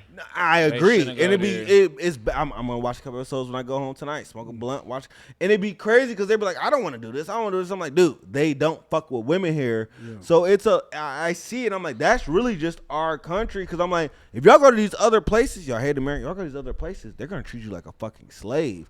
We're really the only country that letting our, and I I'm mean, telling really, you, you know, really, even within matriarch America, ran- like black men are the ones out of all the races that let their women. No, yeah, 'cause, do what yeah, they do it's the the most, matriarch ran you know what I community. mean? Like, But we get tagged They- as they- the they- most they scared to- narcissistic. well, when most- niggas is in jail and deadbeats, like the thing is, it's white people do it too.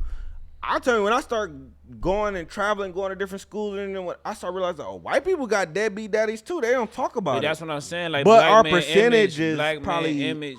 Nah, Well, it's the the media. black male has the highest percentage of being in their kids' Look at life. Ronnie. I take care of my kids. It's a fact, You though. do, though. You know I what I respect- mean? salute Like, both it's y'all. a fact, but somehow, like, even with the women, like, the image of the black woman is the worst version of them, and the same with the men. Like, that's how they represent us. But when you look at the numbers and the facts, it's just not true. Name me a male rapper that got his ass ate on camera. Name me a male rapper that got to pee on a female. Like, I see black women of all horrorcore, Sugiana.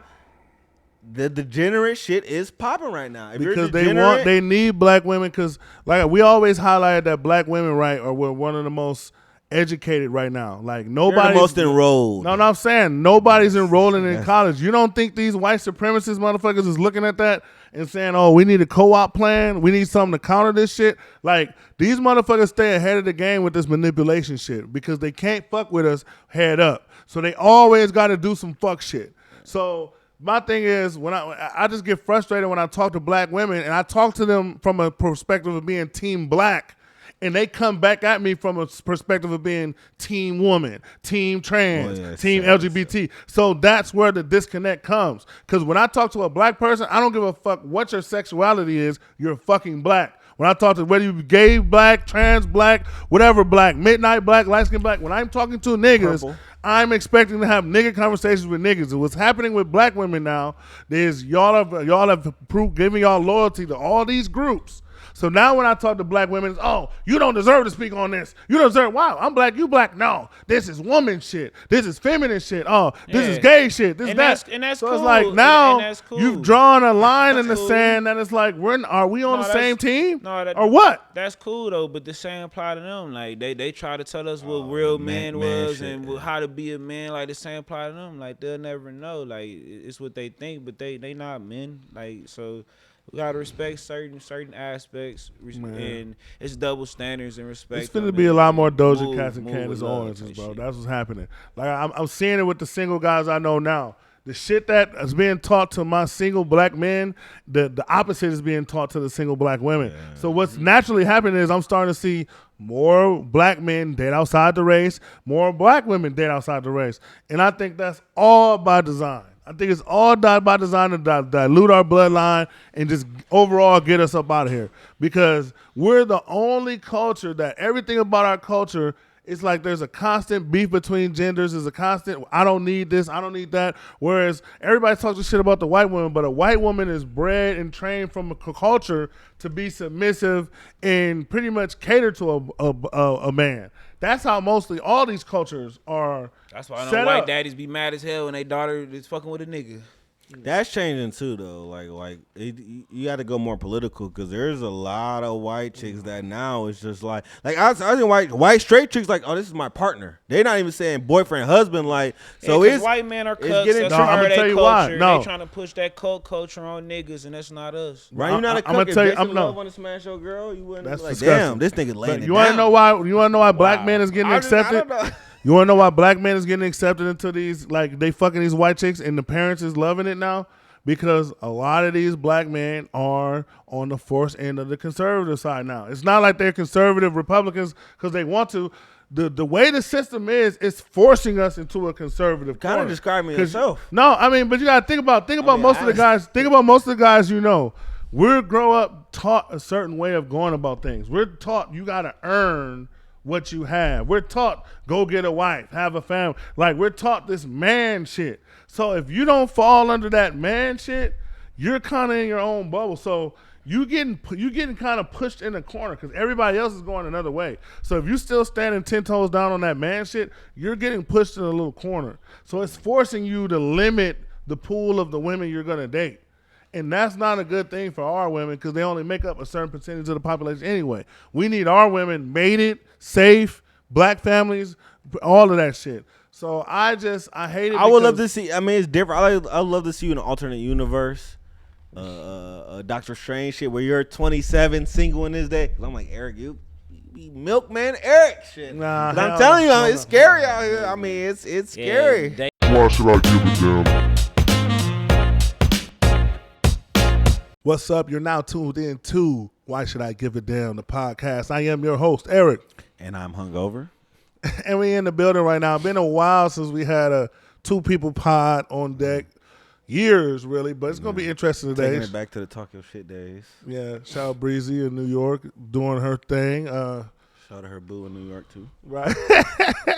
It's a lot, and it's summertime, so, you know, any given weekend, one or none of us will be here because there's a lot of trips on the horizon. I mean, we're going to be in Mexico next week, so that's going to be a week skip ahead and whatnot. So for those of you who are looking forward to that, Why Should I Give a Damn release every week, we spread it out as much as we can, but bear with us. The summer is one of those times where we stay on a flight, stay doing it right. But we only got Out all night. like 2 or 3 summer or months of summer. Right. You just got to jam pack it in. Oh, yeah, you got to force it. You got to force it on that next level. And a person I want to talk about that they said was forcing it over this week, DDG. Oh Lord. I didn't want to bring that up because I thought it would go into another interesting topic. DDG, if y'all don't know, he's a rapper. He also has the girlfriend Halle Berry. Whoa, let's. Bailey. I'm sorry. Oh, Jesus Christ. I butchered that one. Yeah. First off, he's a YouTuber who raps. That's his YouTuber thing. that raps. That's a big distinction. He's a huge YouTuber. That's why I never heard And of he's not with Halle Berry. I would hate on that. I don't really hate when niggas be with celebs, but if you with Halle Berry, you just doing YouTube, like, give me a green screen ASAP for the crib, 'cause this is getting crazy. It's Haley Bailey. Yeah, Halle Bailey. Holly Bailey. Okay, my bad. Holly Bailey. It'd be crazy because on Twitter, I click real fast. I'm like, oh, Halle Berry got a little. I'm like, oh, it's this fisheye girl. Never mind. Oh, the names are really close, though. I just scroll and it just But throws it's me on. crazy how much you see a name and then don't even really understand how it's pronounced because you never say it. Like, I done seen her name a million times, but then I say it. Oh, no, maybe it was the whiskey. I don't know. One of the two, I couldn't pronounce it in this moment. Shout out to Haley Bailey. She's doing her thing. Was Holly Bailey. See, can't get it. But she did do her thing in Little Mermaid. You check that She's out with the Black kids? Mermaid. I didn't check it out. I saw some clips. I tried to. I didn't put you on blast like that. I hate when niggas. Oh, that was great. No, it was great. No, she clip did her was thing as far as like the singing shit. Because I don't really care about it. I didn't really. I just wanted to see her vocals in some of those scenes. So I'm like, she was doing her thing with the vocals. Well, I look at her as a singer. Her and her sister, facts. Her and her sister, they do have the choir girl, theater kid. Like, they can sing. They can. It's a little too dramatic for me, but that's perfect for what they do. So I would see, like, even I seen Chloe, like, she can act a little bit. Like, I'm glad her acting chops don't try to stretch it now. But she is in that one movie with Drewski where it's basically like a Fighting Temptations type thing. Like, you're singing. So if you can give me a musical, I'm down to see. Like, I got to see Michelle Williams in, like, The Color Purple. I mean, that was a big thing back in the day. I never got to see No, it was a Raisin in the Sun. I never got to see Fantasia, but I do like when singers get to get in their mode. Isn't Fantasia in The Color Purple she's right in now? Yeah. So I know she murdering that role. You know, Fantasia probably one of the best live female vocalists I think out there right now. But going back to DDG, the YouTube rapper, he recently had a song called Famous where he's talking about. That's original. He's talking, I know, right? He's talking about, you know, apparently it looked like he's taking shots at his girlfriend or ex-girlfriend. I don't know if they still together, but he's saying shit like, you know, I saw you get that kiss behind the camera, and I felt some type of way about it. And basically he's like letting his insecurities out on a song. Oh. And he's getting dragged right now because of it. Because, you know, the same Keke Palmer people is out there. First off, I hope this is like just publicity, because she's not really nobody to be crying over personally. She's cute, she's the bigger star between. He can get better lookers than that, but she must. Hey, salute. I know it's like to lose your bitch. She's not nobody to cry over, but why is it when men like first off, that's what music is for. It's an art form to express herself. So he got dragged, but I remember now she's in the Disney world. Like she's in the Disney universe now, and she kind of has her fans. So I kind of see it. Once she got announced, she kind of got a new fan base. So, because I remember I seen a post that was like, failed rapper, DDG. I'm like, damn, that's kind of harsh. That was kind of harsh. So, it's like, damn, this nigga talk about his insecurity. When it's a female rapper, is yes, sis. My girl be watching Vanderpump Rules, and there was this one girl who snitched, and she's, yes, tell him, yes. So, it's like, it's crazy when girls keep it real, but when niggas, you soft, get over it, fuck you, you're a bum. And I'm like, see, that's why niggas just do dirt in silence, and that's why niggas hang themselves. Yeah. You can't express yourself without being a chump. Yeah, because it is crazy. I was about to ask, because this DDG situation of him getting called out after expressing his insecurities on a song. Then you got the situation with Keke Palmer, her boyfriend. He got dragged because he took to the Instagram or Twitter, whatever he was on, and he went public.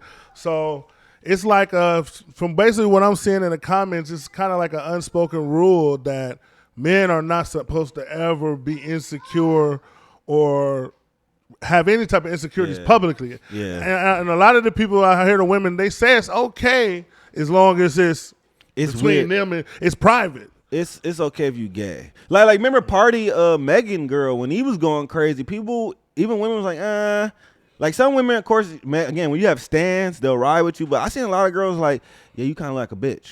You know, he has feminist status. So I start seeing it recently, and it is kind of interesting. Like, this is why I would love to have a female woman, whatever they like to be called, on now. Because I would like to ask, I like the soft boy summer. I like when he's opens his heart. I like this. But when I'm seeing niggas doing it, it seems weird. So I guess maybe it is just. No, they like it. They like it when it doesn't expose something that they're doing or stops them from their fun. Because if you notice, the only time black men really get talked down on for speaking their heart is when they saying, "Oh, I don't think you. Why do you always have to twerk? Or why do you have to dress like that?" I'm talking about I'm not talking about, and we're not talking about the guys on Twitter that's on the high horse or the guys online that's on the high horse that's not with you. We're talking about husbands and boyfriends and guys who have time, children, family invested in you. These guys are saying, "Hey, why you have to dress like that in public?" Or stuff like that. Or, hey, why does every song have to sound like this? Or why does every event have to be about twerking? Those are the guys. Those guys who express themselves in that way, those are the guys that's getting dragged. Yeah. If you just get on there just talking about your feelings, what you've been through, they love that. They'll eat that up. And don't stop their fun. Don't stop the twerking. If you stop the twerking, you're enemy number one right now. If you stop, it's like the record scratch. Did he just stop the twerking? Being a cuck is like in now. So if you get, but the hypocrisy with women is deep as with men. But I love pointing out with women, and this is just another one. The stature and the money matters when it's the female. That's what we talked about with Keke Palmer like last week or whatever. Mm-hmm. So the fact, like you said, she's now just off that movie alone. She's now a bigger star. Is making more money. Mm-hmm. So off the top, it's just like, well, fuck you. Same with Keke Palmer. So if the woman is making more money or higher stature, shut the fuck up, nigga. Let me do what we do. When we see it switched around, like I said, we brought the Jonah Hill shit. Hey, keep on just covering up. He's a pig. He's gross. Misogynistic. He's broke. It's everything. I mean, it's just like the power shit matters when it's the woman on top. And the fact that he did this, they're gonna make him seem like a whiny little bitch. What I'm learning about women is they talk a lot about the unequal way of living in a patriarch society where the man is typically on top and in charge of stuff. They always talk about how stuff isn't fair and how men have the advantages, and I agree with them in a lot of cases. This is a male-dominated society. As men, we have advantages and we get a lot of benefit down in certain situations. However, the one thing that I have to say is, one thing I learned is when you switch the roles and you put women in that position of power, they are way more ruthless than men. They are way more ruthless than we are. They don't give a fuck, and you will respect that position. The number one thing I've seen on comments, as far as like the Keke Palmer situation, the DDG, any situation where the woman is the outside looking in, the primary breadwinner, the number one thing I hear women say is, "Oh, it doesn't matter. She's making the money. You better just watch the kids." And all the shit that would be blasphemous to say about a woman, they're spewing out like, "Oh yeah, this is how it should be." So it's just funny. Like, women, think about that when y'all are rooting for some of these women that are in the opposite situation where their whole life is being paid on them for a man. By a man. Think about that reaction y'all have in these situations, because it works both ways. If you got the money, and it's that unequal, or one person's living off another person, you want a relationship to be balanced at the end of the day. Yeah, there could be some leaning here and there, but you don't want it to be all one-sided. Otherwise, that person can have a kind of control over you don't really want. And those are the type of relationships that I see too much of, that we're just trying not to promote anymore. Do you overall think dudes should just keep the quote-unquote insecurities to themselves? Or a close black men should always keep their insecurities to themselves and offline, because we have no allies. When it comes to black men, like I said, if a black woman says that she's feeling in some type of way, she has the feminist people behind her, she has the LGBT people behind her, all at once. So she's getting a mixture of people that are going to back that have a strong presence online. Online, black men have no allies outside of other black men. That's the real reason why you're seeing a lot of black men slide and starting to be MAGA people. No, and not like full out MAGA, because a lot of people just want to be a part of something. And for black men, it's like, unless you're getting behind other black men, who do we get behind? Damn, everybody has a stake. We low-key are becoming white women, I see. Because that was the white women. We want to belong. I'm gay. And I was just like, oh, damn. Not white me, women. What white women did is, when they were in the position of nobody wants to be in that group, they co-opted the black woman. That's true. They turned black women into feminists, which then in turn turned black women to LGBTQ, which then in turn put their loyalties over two groups. You're right, because I'm seeing gay black dudes separate themselves again. And I peeped that, like, a lot of gay black dudes, especially the new blacks, the Gen Z, they really think they're caring. They really think they're white women. I saw it when after the George Floyd shooting, it was like when the Black Lives Matter was at its height. Yeah. And it was like everybody was on one accord. We was all marching together. It just seemed like we had all the power. We had these businesses in the palm of our hands donating money. And then out of nowhere, you started seeing, well, what about this group? What about this group? Well, we marching for George Floyd, but we ain't saying nothing about this girl or this girl or this trans or this trans. So then it like co-opted the whole movement, and then black women and all this other, and black women, trans whatever, all of that group, they like split off into their own thing. And I don't think it ever recovered since then, because George Floyd and that during the pandemic, that was like the peak of just this whole little recent political movement. Now it's turned into something different, but the recent like Black Lives Matter era of it was the peak of it. And I've seen ever since then, as a black man, we're kind of standing alone. You don't really have. That's the reason why they hate Kevin Samuels. That's the reason why they hate certain. Because if you talk something that just benefits men primarily too much, you're considered public enemy number one. Now, white men can pay their way out of it. Yeah. Unfortunately, for a lot of black men in America, we don't have that option.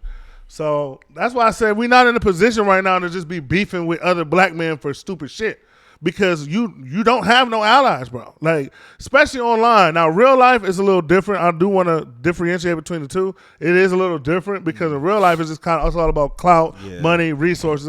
But online, where a lot of these movements gain their power, you got to be careful what you put online, because as a black man, you have no leverage. Nothing. Like I said, they're gonna. You're not really gonna win that in person might be a little different. But DDG and Kiki boy baby daddy, they were I bet you if you asked them now, they would have never posted nothing because I think they underestimated the newfound power the black woman has with their newfound alliances. Yeah. That's true. It's a crazy situation to be in. So as black men, we just need to mind our business and get our shit together so we don't and just stop even going to war because quite frankly, we don't have the numbers right now. We just don't have the numbers. The one advantage that black men have is that us being They white women? we're the dominant side of the dominant species. Yeah. So all the women will want to procreate with us. That's So like I said, that's where the jealousy and envy come in from a lot of people. Because I said, Yeah, like Adam 22 wouldn't let his wife smash a white dude. no. But That's that's true. why Black.com is one of the top sites in America because black men, that fantasy of being with a black man, that goes farther than all these other races. And white men don't quite have that without the money. Like I say, it's broke black niggas out here fucking desperate housewives looking broads right now, just off of the curiosity. So genetics are genetics. What can I say? So it is what it is. One thing I do want to talk about going forward.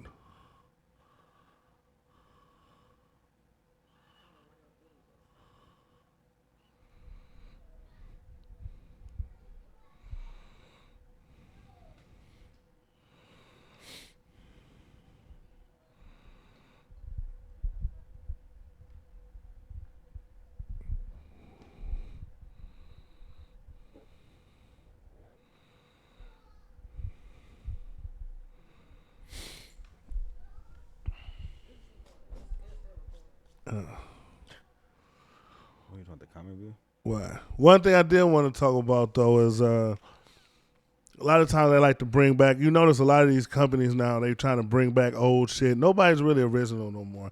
You got to respect any creator right now that's giving you original content or original ideas because most people have gotten lazy and are just recreating the same shit.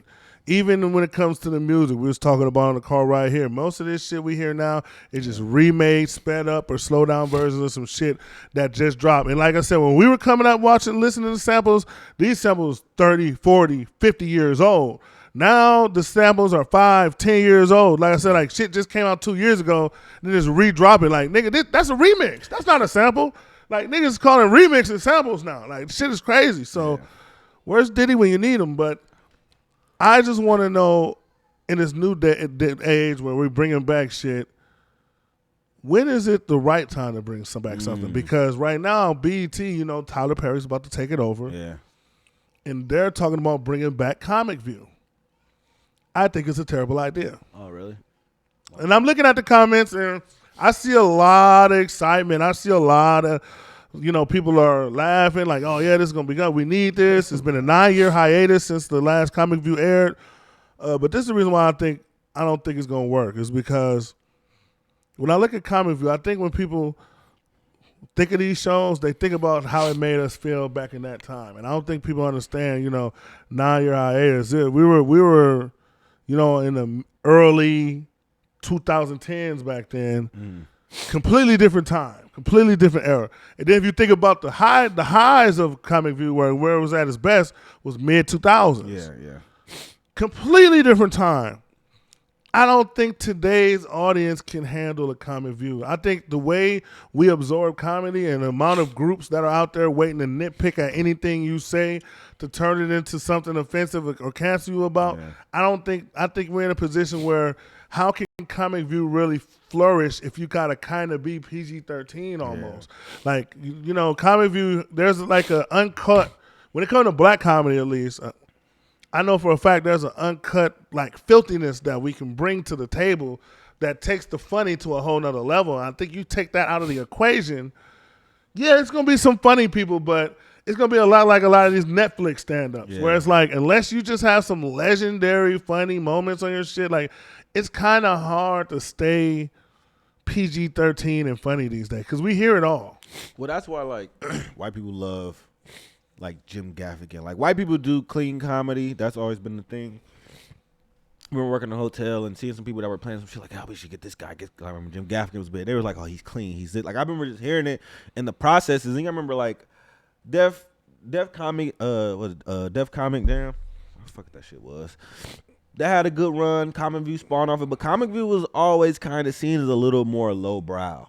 You know, a lot of the little Duval, Red Grant, like legends, but it was kind of cool. I was eating some chicken last night. Got my dick sucked. It was kind of whack, but there was some legendary people who got their run. I think it's good because like, where do you find common like? We have a comedy. We have a improv here. There's comedy shows. Friend of the show, Tone Time.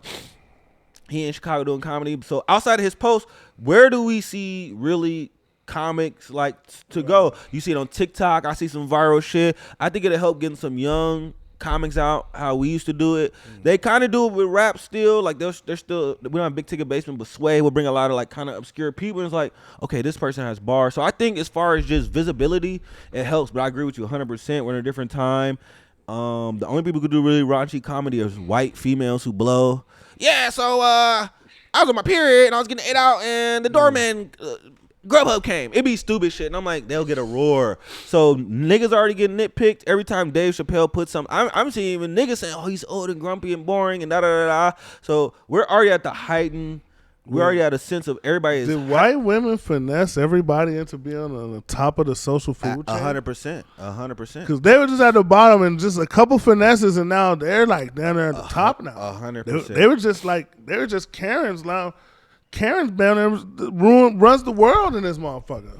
I would like to see who. I'll give it a shot. I don't like hacky comedy, but I'm willing to see who they bring out. Like I want to see new people. Like Dave Chappelle. I think we seen some random people at the Improv. My mom wanted to go. There's people I would have saw at the Improv, but I'm like, I would like to see new comics. I think Comic View did, because you know it's grassroots people. Yeah. And like I said, even with social media, I think comedy is like on the lower tier of. I mean, there's big acts that come, but I still think it's at the lower tier entertainment. And black comedy is definitely at the lower tier because we're at a bad place when I'm seeing people like rave about Charleston White shows. He's like, oh, he was funny. I'm like, are we fucking kidding me? Like, what are we doing? Well, that's the reason. That's part of why Trump was so endearing to people and shit, because they look at him like a comic act, and it's like I had to really think about it. I'm like, he is funny. He's funny, but that wouldn't have got by in the early 2009. We're seeing stand up funny niggas all the time. Now, if you're any type of real life funny, you enhance and you're so far above everybody else because of how stale and repetitive a lot of the comedy is today. But then you got the social media comedians right now, like the people that we've seen you do skits, we've seen you do reels, we've seen you do little shit. We don't really know if you're funny, because to me a stand up really lets me know if you're really funny. You think we still need that? Like that used to be the case. You think that's still the case? Yes. For me to really tell if you're funny, I don't think the stand-up will ever die. Since Shakespearean days, you had to stand in front of people and entertain them.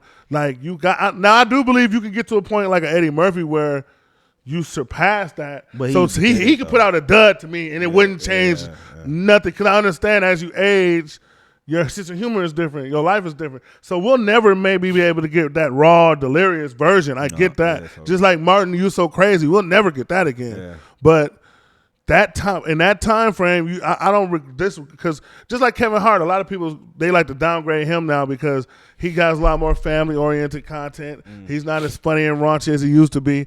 But like I remember listening, I'm a grown little man or something, one of those stand up, and I remember putting everybody I knew on it because I thought it was like one of the funniest stand ups I ever heard. Like he's still legendary. So yeah, Kevin Hart's legendary. Oh, definitely legendary. He's definitely legendary, without a doubt. That's interesting. Or iconic. He's iconic and legendary. He both. Okay, he's top tier. I see the whiskey's kicking in now. No, he's top. Kevin Hart is top tier. Quaaludes kicking in. A lot of these niggas, I like. Drewski, I was like, what is your live show gonna be? And I realized he just did like a live variety show. I gotta see Country Wayne because I'm hearing all this Country Wayne hype. See, Country Wayne has been doing it really for like he had a comedy club. Like I watched Country Wayne on Facebook like 2014, 15. So I seen the rise, and like I said, he always had comedy clubs. He always hustled. Yeah, like his whole shit was at 14. So he's always been in it. He's been grinding his work. Like he's constantly on the cards with Mike Epps and like the niggas. Like he's on there. Then like I said, you get like I'm starting to see Desi Banks on there. Even when I see his clips, it's a lot of interaction. Hey, how you doing? Where you from? you roast. Drewski cheating because Kevin Hart got on his ass. Do some stand up, nigga, if you funny. So the answer, I guess, to answer my own question, they still do look at it like you don't do stand up. Yeah. Because remember, Faison Love was like Country Wayne. He was hating, but he was like he ain't got no Friday. He broke. So they still look at it like if you're not in the movie or if you're not doing stand up, you're not really. Because like to me, a stand up for a comedian today is like an album for a rapper or a singer. Like, yeah, you got mixtapes, yeah, you got little features, you got shit, but can you put a project together? Yeah. And that's how I look at it with comedians. Like a lot of these comedians are like what we would call mixtape rappers or feature rappers. Like, yeah, you got a little hit. Remember, like Run Tell That and shit. Like you can go to the theaters as a movie and watch it. That's not really. I mean, mind you, they do go straight to Netflix now, so it's a different game. You know, Chris Rock's was the first live event they did, and you know you'll see it. Like, who's this person? Oh, he's popping. He had that run. We going back to like the Monique conversation.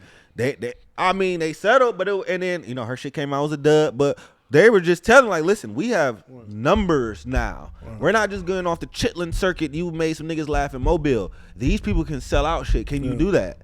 And that goes to like, yeah, there's people out here putting numbers that we don't even know. You know, John Mulaney, like dudes that are like, oh, you're doing night to night back. Like Kevin Hart was the last. You know, he did he was doing baseball stadiums. I think only Jerry Seinfeld had done that. So you're really only like I don't think it'll ever get back to that spot where it's just like everybody's like hands down this motherfucker is funny. White people, old people. I think Kevin Hart was probably the last person. Dave Chappelle and pissed off a whole community, which you know fuck them, but they're gonna not purposely laugh at your shit now. Even though when I go to the shows, the LGBT that they be laughing their ass off, but they're looking to go, okay, this is trash. Fuck them. Yeah, but see, that's the thing. And like we talked about stand-up being relevant. I think stand-up will always be relevant. I think the only thing that will change is what we as a society find as funny. I don't want to cut you off. I am cutting you off. I don't want to. No. I think they're going to have T.I. I think he's going to be one of the earlier people on Comic did hear that. I did. No, I saw T.I.'s picture. Yeah. I assume he was performing T.I.'s going to be on the, he's going to be on Comic. So that's what alarmed. You know what? I'm glad you brought that up because that's what alarmed me. That was the first red flag I saw. I'm like, okay, I see T.I. Maybe he's performing. I don't know. Maybe he's doing how they had a live performances at the end type of thing. You know, can't be doing a stand up. Yeah, he's doing. Can't be doing a stand up. He's doing a set. So that let me know what tier we're looking at out the gate. So I hope we do better than that. But as far as like comedy, like I said, I think the only thing that's going to change is the type of comedy that we laugh at because. Yeah. There's so much social, like I said, one thing I hate that the internet has done is it makes people dig their feet in the sand on their opinions and their feelings. And then because of pride and the fact that we feel like we're a part of whatever little clique groups, we sit there and we dig our heels in every little opinion we have. Even when we're presented with new evidence or have new fucking experiences that prove, okay, maybe that person has a point. Nope, I'm a this, so I always have to respond this way. Oh, I'm gay, so I always have to ride with this. I'm black, I always have to ride with this. I'm white, I always have to ride with this. Like every little group, I'm transgender, I'm this. Every group has this specific little code. It's like internet gangs. And everybody have these literature and laws they have to go by, and everybody's divided into that. So that affects us as society, and society affects the comedy. So now I feel like what's going to happen is you're going to get more niche group comedy. I don't think there's going to be a lot of massive comedians in our lifetime that are going to sway generations. I think what you're going to do is certain comedians are going to have icons for their group. Yeah. Like, I mean, certain groups will have their guy. You're going to have the trans guy, the black guy, the white guy, the Chinese guy. Like, every person's going to have their little guy. So I can't lie. Trans comedians are trash. Only because I heard it, but it was just like, so I was wiping my dick off last night, my titties. It was just, it's so over. Like, that's the crazy part where now we're lowering the level. That's why I'm like, I'm kind of glad affirmative action is done. Like, let's stop just giving niggas shots to fill quotas. And let's stop fake laughing. And it's just sad because comedy, okay, like I agree with like kind of what Cat Williams said. Like if you gotta cuss, you gotta be offensive. Your shit not funny. It was kind of rich coming from him, but I kind of understand it because it's a lot of hacky shit. But at the same time, we're just so fucking soft where I'm seeing certain people. And if it's like, if you don't know this person, like I want to see maybe Janelle James, the person from Abbott. She's coming to the Paps. I've seen her stand up. The crazy thing was she kind of said some shit like if a male comedian said, it would have been like, oh, this bitch getting canceled. It was a very crazy joke, which I'm like, I'm surprised she got that off. I want to see her. I feel like she's safe enough. But again, like I think black male comedians now, like they have it the hardest now. You can kind of coon out and talk about black people. Like that's always kind of, niggas do this. I think even that humor is funny on the internet. How black people walk, how black people run. I think if you taking jabs at straight black men you're kind of golden now. But any other group, you're damn near getting cringe. You're damn near getting haws and sighs. Like that's why I said we have no allies. You have no allies when they can talk about you in a joke and there is no cringe. There is no can you say that. That's how you know you're at the bottom of the tail. Like I said, they can have a whole black man spree on national television. Everybody ha ha ha he. It's all funny. So that's just how it is. But yeah, comedy, man. I grew up on comedy. I do think Eddie Murphy is the GOAT stand-up comedian for my personal GOAT. My second personal GOAT, well, for my personal favorite, George Carlin. He's up there for me as well. Yeah. And my third personal GOAT is Martin because You So Crazy and his other ones like that is Those are my personal ones. George Carlin he didn't fuck it up, but his shit was so ahead of his time with the political commentary. Yeah, that everybody's like, you gotta be like this. Like that man is Dave Chappelle. Yeah, I don't want to take away from. Dave Chappelle. I mean they're in that, but he's just like Jerry. Like he's just like this mythical being. Like his shit hit, but it's like it's hard to do that. But the social people kind of go like, this is what comedy should be, and I'm like, everybody can't do that, because then like even if Dave Chappelle, that nigga just told a whole story. I want some jokes. This joke, like it's kind of just tough to satisfy everybody, and I think we're just in a generation where everything has to be the GOAT. They call everything the GOAT, but everything is the greatest. And if you don't remember by next week, it didn't matter. And I didn't hear nobody listen to this. Nigga, we all sitting around and listen to our own shit. I hate this. I didn't hear nobody doing it. So we're just in a super, like I said, hypercritical. Everybody, I always say those who can't do critique. So everybody is like, let me hear your special, nigga. Let me see you shoot the basketball. Everybody's a critic with some shit. Like when that's part of the internet, everybody's a critic at shit that they don't know nothing about. It's one thing being a critic of parenting, and you're a parent. You know what? It's real life too, because I hear a lot. My brother said this was trash. We talk about restaurant. Heard my brother said this restaurant was trash. My homegirl said this. I'm like, why don't you just watch it? Why don't you just try it? Take all the shit out. That's why I kind of like mindless entertainment. Like I just go to the movies and watch action shit, because I'm like, everything doesn't have to pull at the heartstrings. I be looking at reviews. I wasn't really that emotional. I'm like, damn, can we just like enjoy some shit for a little while? Yeah, people want like the best. I realize, especially like these new age single people, but period, like people go out every night with this idea that they want to have the best night of their life. I think a lot of it is the music, the culture. Yeah. Everybody's pretending that they're living their best life every fucking night. So every single thing, when they listen to something, they go somewhere, everything has to be this mind-blowing moment for them. Nothing can be regular anymore. Nothing can just be a regular good time. It has to be the best thing they ever had. And if it's not, it's lame or it's forgettable or it's whatever. So it's a hard crowd to please these days. If you do any type of content creation or do any type of thing that involves pleasing masses, it's hard. It must suck trying to have sex with these young girls, because they all want, you're coming with roses and bullets and shit like that. It's high standard. I feel bad for niggas out here now. You're competing with too much robots and 45 other niggas that you got to deal with. Well, yeah, that's why a lot. Can of I just get my little 2 minutes and go? Why do you need to bust it to 8 times? You know what I mean? Like it's scary. It's scary. It's getting a little scary out here. That's when you buy a rose and you're like, here you go, finish it off. There you go. Ain't got nothing to do with me. Or the male rose. Did you see the video of that? That was scary. No male rose. It wasn't a rose. It was like a cucumber type shit. No. They tried it on the cucumber and it looked scary. I was like, I don't want my stuff nowhere near that. It was just like, I might die.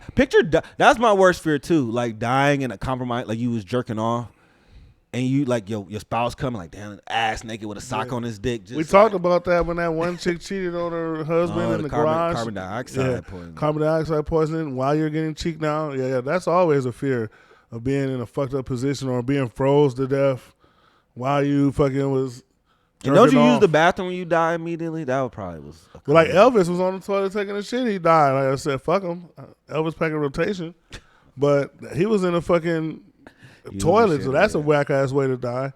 But nobody wants to die in a fucked up position. Like, but at the same time, you go when you go. You just never know. Ain't no predicting what position you're gonna be in. Shit. Hopefully, I'm chilling somewhere with a margarita and bam, a little sniper, quick, nice and easy. You know, like. Oh, we killed the wrong nigga. Oh, sorry.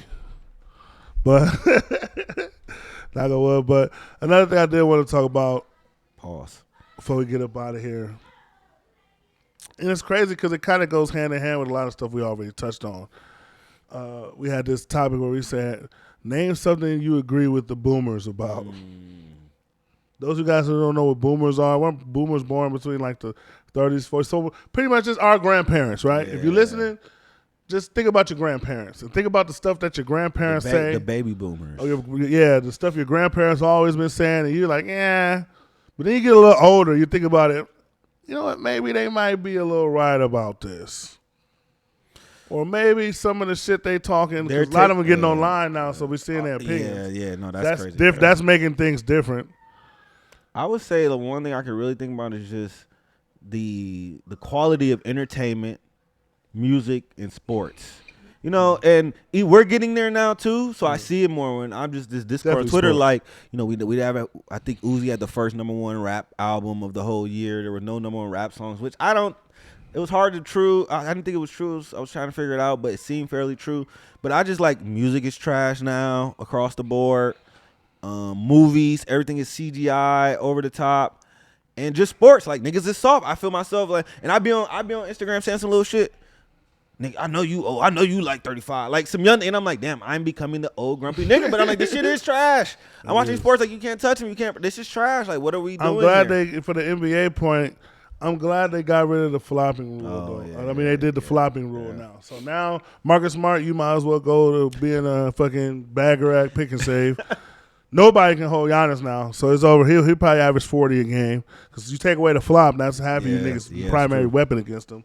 But yeah, certain shit. Sometimes with the NBA, and since it's NBA season coming, even with the NFL, sometimes they make a rule that makes it right. Yeah. Sometimes they make a rule that brings it back certain years. But I do agree with you with the boomers as far as like the overall athletes today are soft, pampered, and I think the biggest thing for me is like back in the day. A lot of the rules, it's like I think there was it was like gladiators and shit. When you got into that ring, it was like a known, like I could risk my life for this. That's why you signed up. And somewhere along the line, we started letting soft niggas in. Now it's like I want to protect him. He might have a concussion. Like I can say this because you play football. Like when we went out there with the knowing, just like a soldier goes out on the field, knowing like there's a chance I can fuck myself up, and I don't give a fuck. I'm ready to play. I'm just about that life. So now I feel like if you're at the point where you're out on that field, and we saw with the DeMar Hamlin situation, even no matter how many pads and rules they put on there, anything can happen. So it's a physical game. There is no saving people. So my thing is, if you're not ready to give up mind, body, and soul, you shouldn't even be out there. Fuck these rules and protection shit. Let these niggas get smacked, midair, smack, neck hits, head hits, don't matter. You go out there, you got to be ready. How do you think the coddling and the sissification of this country, do you think that, like, how do you think that's gonna end up? With a Walking Dead type situation, like a zombie apocalypse, like everybody dying. Because the thing about it is, the more sissified we get, the more dependent we become on the government. Yeah, that's true. And as we're there now, really. Yeah, we're already there. And as we've seen, this is the reason why I stopped really fucking with a lot of the Democratic side, because they all about government spending and all this other shit, which I would be for if I trusted the government that was spending the money. How can I be pro a party that wants that? They want to give money, spend money, and make equality, quote unquote, but to people who don't know shit about shit and can't fucking tell you what 2 + 2 is without a fucking assistant next to them, like idiots. So the people that we're giving the money to don't know what the fuck they're doing. So then I can't be the Republicans because, I mean, even though I do agree with a lot of conservative values, they're so far they didn't got so white. Yeah. And they got so many white supremacist values, and they got so many of those hard right-wing people infiltrated in the system. I can't ride with them. So it's like you're stuck in this middle thing and whatnot. So it's a fucked up situation. But as far as like it's sissifying of the country, all these safety regulations and all this shit. Safety regulation. It's Sometimes getting you crazy. like all this bullshit. Like I just feel like a lot of it is making us, especially men. We don't have any real men anymore. Like I said, I just saw an article about like this little group of men. What they get together to do, like having tea parties and shit. They were like, it seemed like a jazz in the park thing. A lot of open shirts, niggas laying next to each other, drinking prosecco, drinking wine. That got a little. It's disgusting to me. What's wrong with just drinking some wine with your niggas? Because I'm sick of watching and of course it always has to be niggas. Yeah. We got to be the spokesperson of this soft shit because they want us to be soft. They want black men to be soft so fucking bad. Absolutely. So anytime it's anything to do with something masculine being more feminine, you notice it's mostly the black men. I don't give a fuck what side of the wave you're on. Yeah. You have to admit that black men are the number one users of imagery when it comes to us trying to make masculine energy look like soft shit on the media. It's ridiculous.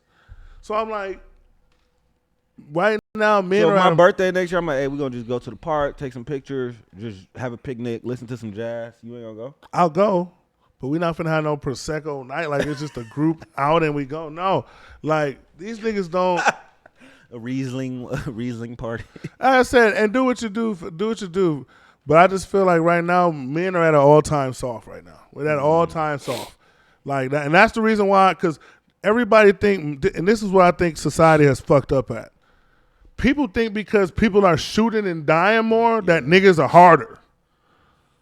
Let me tell you something. Those are soft temper tantrum niggas. Like, they took a life, but think about it. If you give a child a gun, he's going to kill something. Yeah. He's going to have a moment, like, hey, I want a popsicle, mom. Yeah. Like, it's going to go crazy. That's what we're dealing with. So don't get it twisted. Just because you see all this senseless killing going on and people shoot, that does not mean that these dudes are harder. Yeah. These dudes are a lot softer, a lot more feminine, a lot more scary, a lot more reactionary.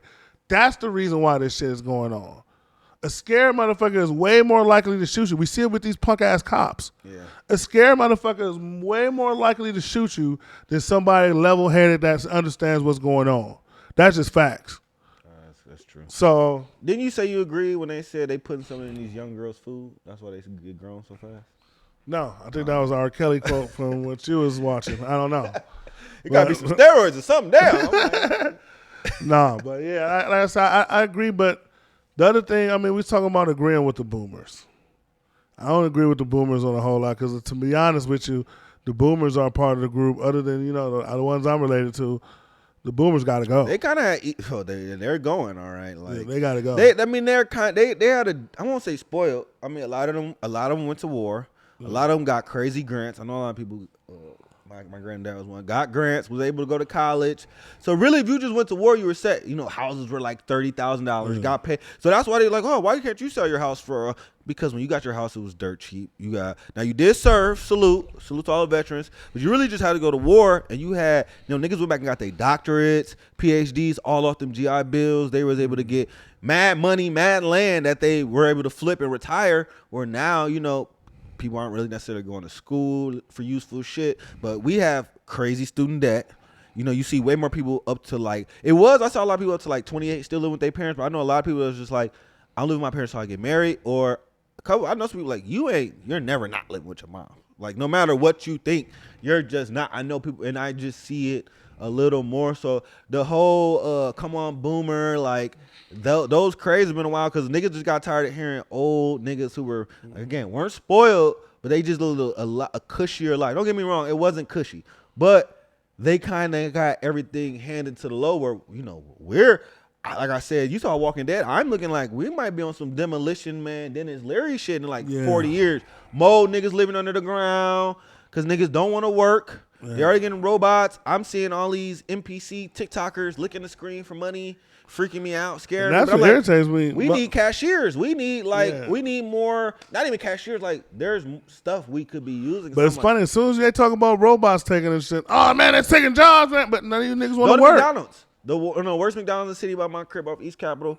It's all fucking kiosks. You go there and try to order. I'll go to the kiosk. Well, what's your fat ass sitting there for? I'm still waiting 30 minutes, but they're not even nervous about job security. Like, damn, they're literally, I just have to bring this shit out, which I really don't need your ass, and I don't need the little nigga smoking the black in the back, listening to Lil Baby making once my that burger. robot, once they know that robot can bring it out, no problem. You niggas done too. They're testing. They have it at restaurants. They bring you your food. They have it with delivery drivers. I haven't been there, but my homie was in LA. He's like, bro, I was walking around. It was like this little doll looking thing. And they would go to, we was at a restaurant. They put the food on there, and it just drive down. Now, homeless people might steal it, but they've been testing it. They kind of already have it. They're smart by not just releasing it because niggas will go crazy. But when I go and I hear like these money arguments, I'm like, dude, this is a very easy job that's gonna be gone very soon. Like, what are we gonna do? Nobody want to go to school. College is a scam. People want to have babies all day. I seen a girl on Twitter said my mom never read with me. It was only schoolwork. Like the parents aren't involved. This is very scary. Like there's people there are people that want to detransition, which is like my favorite thing to watch. But they're saying, damn, I was watching so much fucking TikTok and Instagram, and that's real. And I'll be telling people, if you don't have nothing but what you watch all day, you're gonna start living that. But we talk about that with young black people. Music don't do this. Yes, it do. Yes, it so does. if you on there, you don't have you gotta think about it. Our moms, you ain't finna fucking sit in the house all day. These kids can't sit in the house all day. Summer, art now it costs money. We had different parents. Go to camp. I was in 2-3 camps in the summer, and I might have like a week where okay, you could just fuck off. But my mom was like, you're not sitting in the crib, and I understood why, because now parents like, fuck it. So you seeing kids that's 11, 12, stealing cars, doing all this crazy shit, and they don't know because how the parents are doing them. See, back in the day, when a parent had kids, they understand, okay, it's not about me. Those days are over. The society that we created now is I'm going to live my best life no matter what. Yeah, that's how this mentality is. Even if it's at the detriment, even if it's at the detriment of my kids, my family, whatever, I'm going to look out for me. So everybody's selfish now. There is not a lot of selfless people out there no more. Everybody's in for self. So that's the main reason why you're seeing parenting really go down to jail. That's the reason why the boomers, they look at us a certain way, because like I said, their generation was all about sacrifice. That's what they were sold on, sacrifice. Even down to that war shit, we got to make sacrifice. So to see us be so selfish, it gives them that bitterness towards us. And to see them be so stuck in their ways gives us that bitterness towards them at times. So both sides really got to give or take, but it's just a crazy situation. I think the next question I did have, though, is when the boomers are gone completely out of control, like there's no more boomers in control, no more Bidens, no more Trumps. It's all this newer generation here left to take over all these leadership roles in the world. Do you think the world is going to go up or down? Because there's been a couple times, too, where I'm thinking to myself, like, some of you younger generations, I don't know if I trust y'all like that either. I trust millennials because we're a hybrid.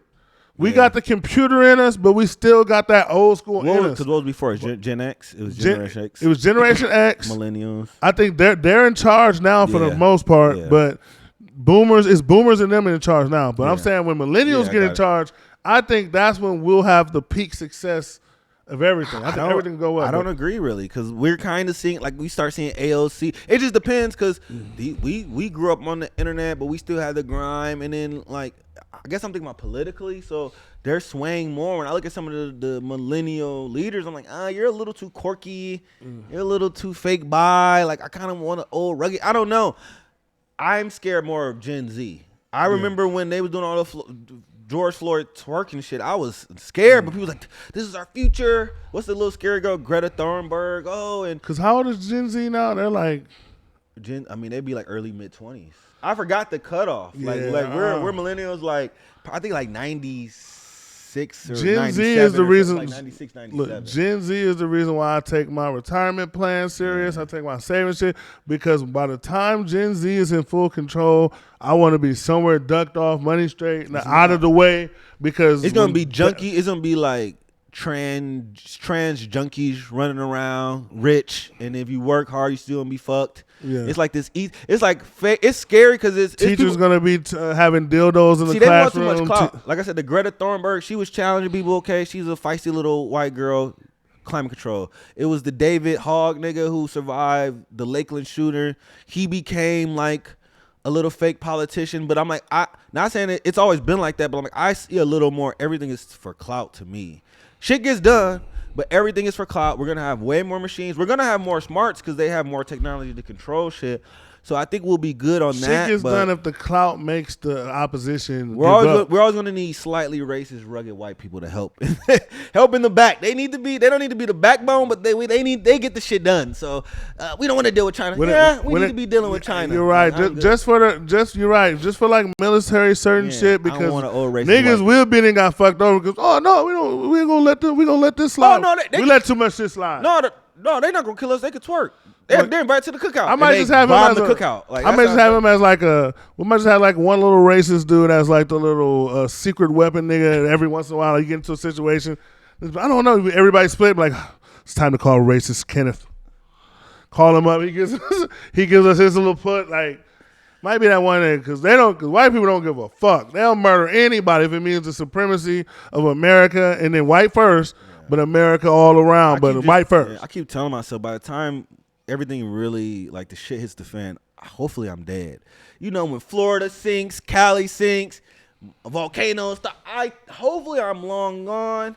Hopefully my children, I probably have like some robot children on some jets and shit. But I don't really I think we're seeing some crazy shit now. Like, no, we ain't niggas seen is shit. You saw shit in New York when niggas on the scooter and just was shooting people? Oh yeah. But I'm saying like we're in some scary days, and I can see some looking little posts like you go to major cities, there's just streets of just niggas on fentanyl or what's the new shit called trank. Like just so I'm that's like why I gotta get the fuck already out. seeing it. But that's why I gotta get. No, I'm trying to get somewhere in the middle of the country on some Arnold Schwarzenegger Commando type shit because I don't want to be an old nigga in this shit. Think about it, we're gonna be old niggas when this shit really gets crazy. Point them out, knock slow, them out. Yeah, slow as a bitch on walkers You and gotta shit. shoot the first Fuck old that. nigga you see if you want to be in our gay gang. And it's just like I'm just going. Like think about 2005, 2006, niggas old as a bitch. These motherfuckers walking around with laser guns, zapping niggas and shit. I gotta be somewhere in the wilderness. It's too much emotion. What was the dude name?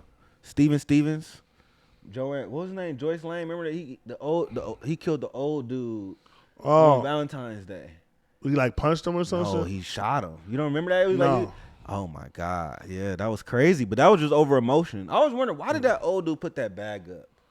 Wow. He shot him. Was he scared? Like, was it bulletproof? Like, I'm not making a joke. Why did he put the? If somebody's gonna shoot you, I don't care if I just got this blunt wrapper. Oh, I'm putting anything I got up. Like, but I'm not. But I'm like, when I start seeing hand that, up, niggas is recording. Columbine was like, that was like it wasn't film. Niggas is filming shootings now, filming crimes. The Buffalo shooter, didn't he just get like 7 life sentences or something? That was a different shooter. That wasn't Buffalo. We losing track of shooters. Well, now. yeah, I think Buffalo he killed niggas, so they're taking a little time on that. This guy sprayed down like Mexicans. He got like 90 life sentences. I think that was like in Florida or something like that. So yeah, no, shit is getting scary. I'm scared. I'm already like, y'all young niggas got it. Young niggas mugging me. I be strapped. I mean, y'all young niggas got it because niggas was walking around with commando guns. Niggas walking around with Turok guns. I'm good. I'm not really trying to have a shootout. I'm just out my lady, out my niggas. I be drunk. I be off point because I like to be, but I'm like, I'm seeing niggas walk around 9 degrees, shicey mask, just stendo clips hanging. I'm like, bro, we're just out having fucking fun. What we need is a conservative Democrat. That's what we need. We need a conservative because right now I feel like at the rate that the Democrats is going, if they don't get somebody that's like firm in, then I feel like within the next 20 years, this is going to be like Mexico where you got cartels and gangs running the fucking shit. Because the guns is getting bigger, the influence is getting bigger. And like I said, who's to stop? Like I said, we got Chicago. Look at Chicago, big city. Huge organized crime going on there. Who's to stop one of those organizations and not completely just take over?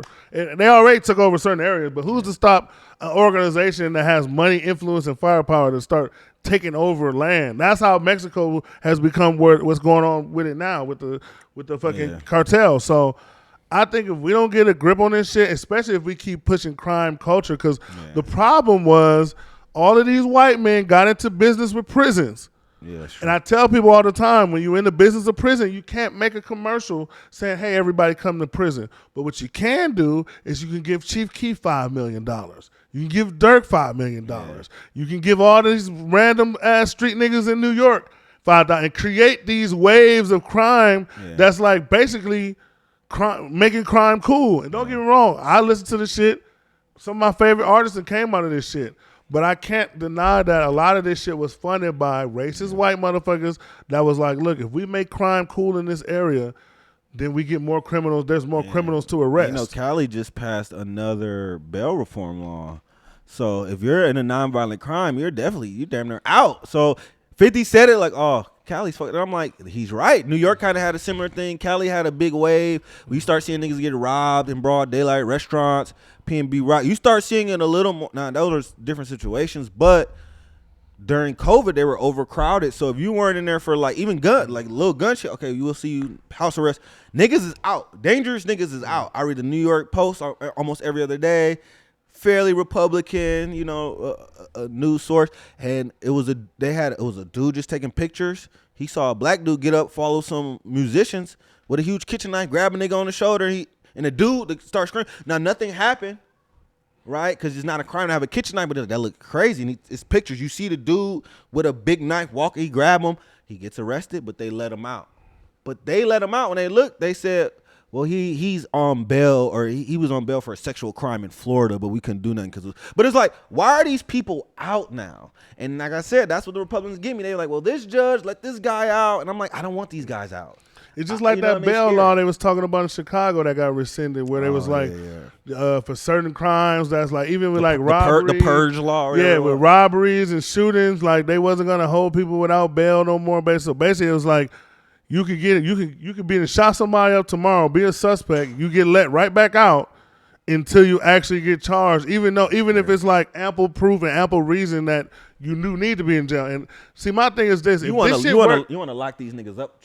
Well, if the system worked perfectly, I would love this law, because then the criminals would be the ones that be affected. But we all know nobody knows the law and knows how to sway shit more than criminals. So a lot of times when they put these criminal laws in, who does it affect the most?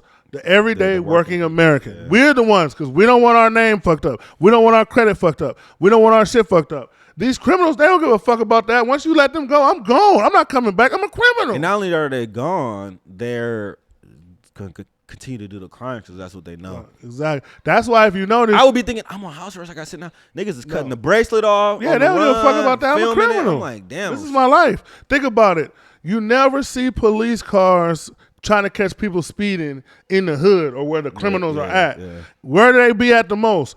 We're on the interstates where people going to work. In the suburbs and the borderline. Even like Whitefish Bay, I'm seeing a lot of little car chases there. You're 100% right. I understand it. I wish niggas could do. I wish just people would do better, but there's always going to be criminals. It's so systematically inbred into us, and it's not even just a racial thing. It's just the money thing. And it's sad. I see a lot more people glorifying scamming and quote unquote victimless crimes, because it's not cool to just work. You know, you'll see anybody, I'm not working till I'm 60, and I feel them on that, but you have no other skills but criminal shit at the highest order or the lowest order. So it's gonna be really tricky. I'll just say, hey, arm your kids, arm your wife, learn tactical training. We need to start farming and shit more. We need more communes where we could just live together. That stuff we need realistically. This is why I say Dame Dash set back the black community like 100 years. Because when he did that interview with the Breakfast Club, black people are already on that verge of we don't work no more. We're only entrepreneurs. We don't work for nobody, right? We was already going down that wave, which for some people that know what they're doing, hats off to you. Yeah. But when he made that interview, it had the Kevin Samuels type message delivery before Kevin Samuels. It was like all the macho man black dudes graduating from high school that could have did so many things. Everybody had this mentality of, I don't need a boss. I'm not calling no other man no boss. And I know niggas just like that right now. I don't want to call nobody no boss, but you're broke. Broke as fuck, yeah. See, the object, and Jay-Z said it best, the object motherfuckers always talking about, so I want to own everything, but you can have 100% of nothing. Like I said, y'all laughing at me, I got 5%, but I got 5% of $100 billion account. Yeah. You got 100% of a $30 account.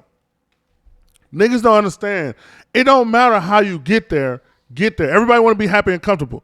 It doesn't matter how you get there. get there. What niggas do is we want style points. Yeah. We don't want to just get the happiness and comfort.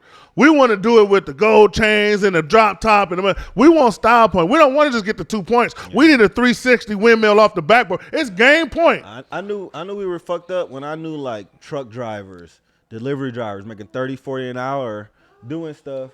And they're in the hood. Like, niggas think they trapped. And I'm like, no, he's a hard-working guy, but he got the Ye's on, chain. He got the car. He got I call it the hood nigga uniform. But he's going to work. And a lot of people say, oh, this nigga work. He got a job. I'm like, yeah, because it's not cool to have a job. So we need to get back on that and at least some education. It's grassroots shit. It start with education. It start with the parents caring about the education. We need to obviously start pushing for... You know, you need to start doing testing, and after like 6th or 7th grade, okay, well, you ain't going to college. We need to start getting you in trades, financial shit. That's really because you can do history all day. Who gives a fuck? If this motherfucker don't need no trigonometry, you can barely read, nigga. Let's start getting you doing some physical something, and then we can, they can get on the money train earlier. So by the time you're 18 or 21, you can do it. If you want to go to college, we got something for you. So it starts off deep. I think we just need to make working cool. I had this conversation with my nephew, think he hood. I don't mind being a square. I come to that conclusion along. I'm not a square, but you can call me that because I want to go home to my girl in the morning. I want to smoke weed. I want to jerk off. I want to do what I want to do, but I don't want people steady looking over my back. I don't want to be 50 and realize, oh, I'm broke with no women, 7 kids. Right. We need to make, for black people, stay the course. Because the hood niggas will tell you, I wish I didn't do it. I'm not making money. All my niggas dead. And they still find that shit cool. So we got to just give young black people, like you said, we all want to belong to something. We got to give them something cool to belong in early. The rec center, we don't need no more rec centers. We don't need no more basketball courts. That just kind of pushes more. Everybody want to hoop. We need STEM labs. We need art. We do. Because there's people who want to get it early. They just don't think it's cool. They don't have access to it. And I think then we'll start to, because we it's cliche, but the children are our future. Oh, niggas, you're done. You're burnt. By my job, it be niggas drinking 211s at 8 in the morning. I'm like, you ain't been to work in 20 years, nigga. Walk around shirtless for 8 hours. We need to go for the kids, get them on early, and then it's just like we can work from there. But yeah, it's gonna be a long mission. I've kind of made it, I'm a fuck them kids type niggas, but I'm like, I see a little kid that got a little potential, help him out, show him some love, because that is cool. You somebody big homie. So it's like, I'm starting to see it, but like Dr. Umar said, a lot of them need to be put away for good. For good.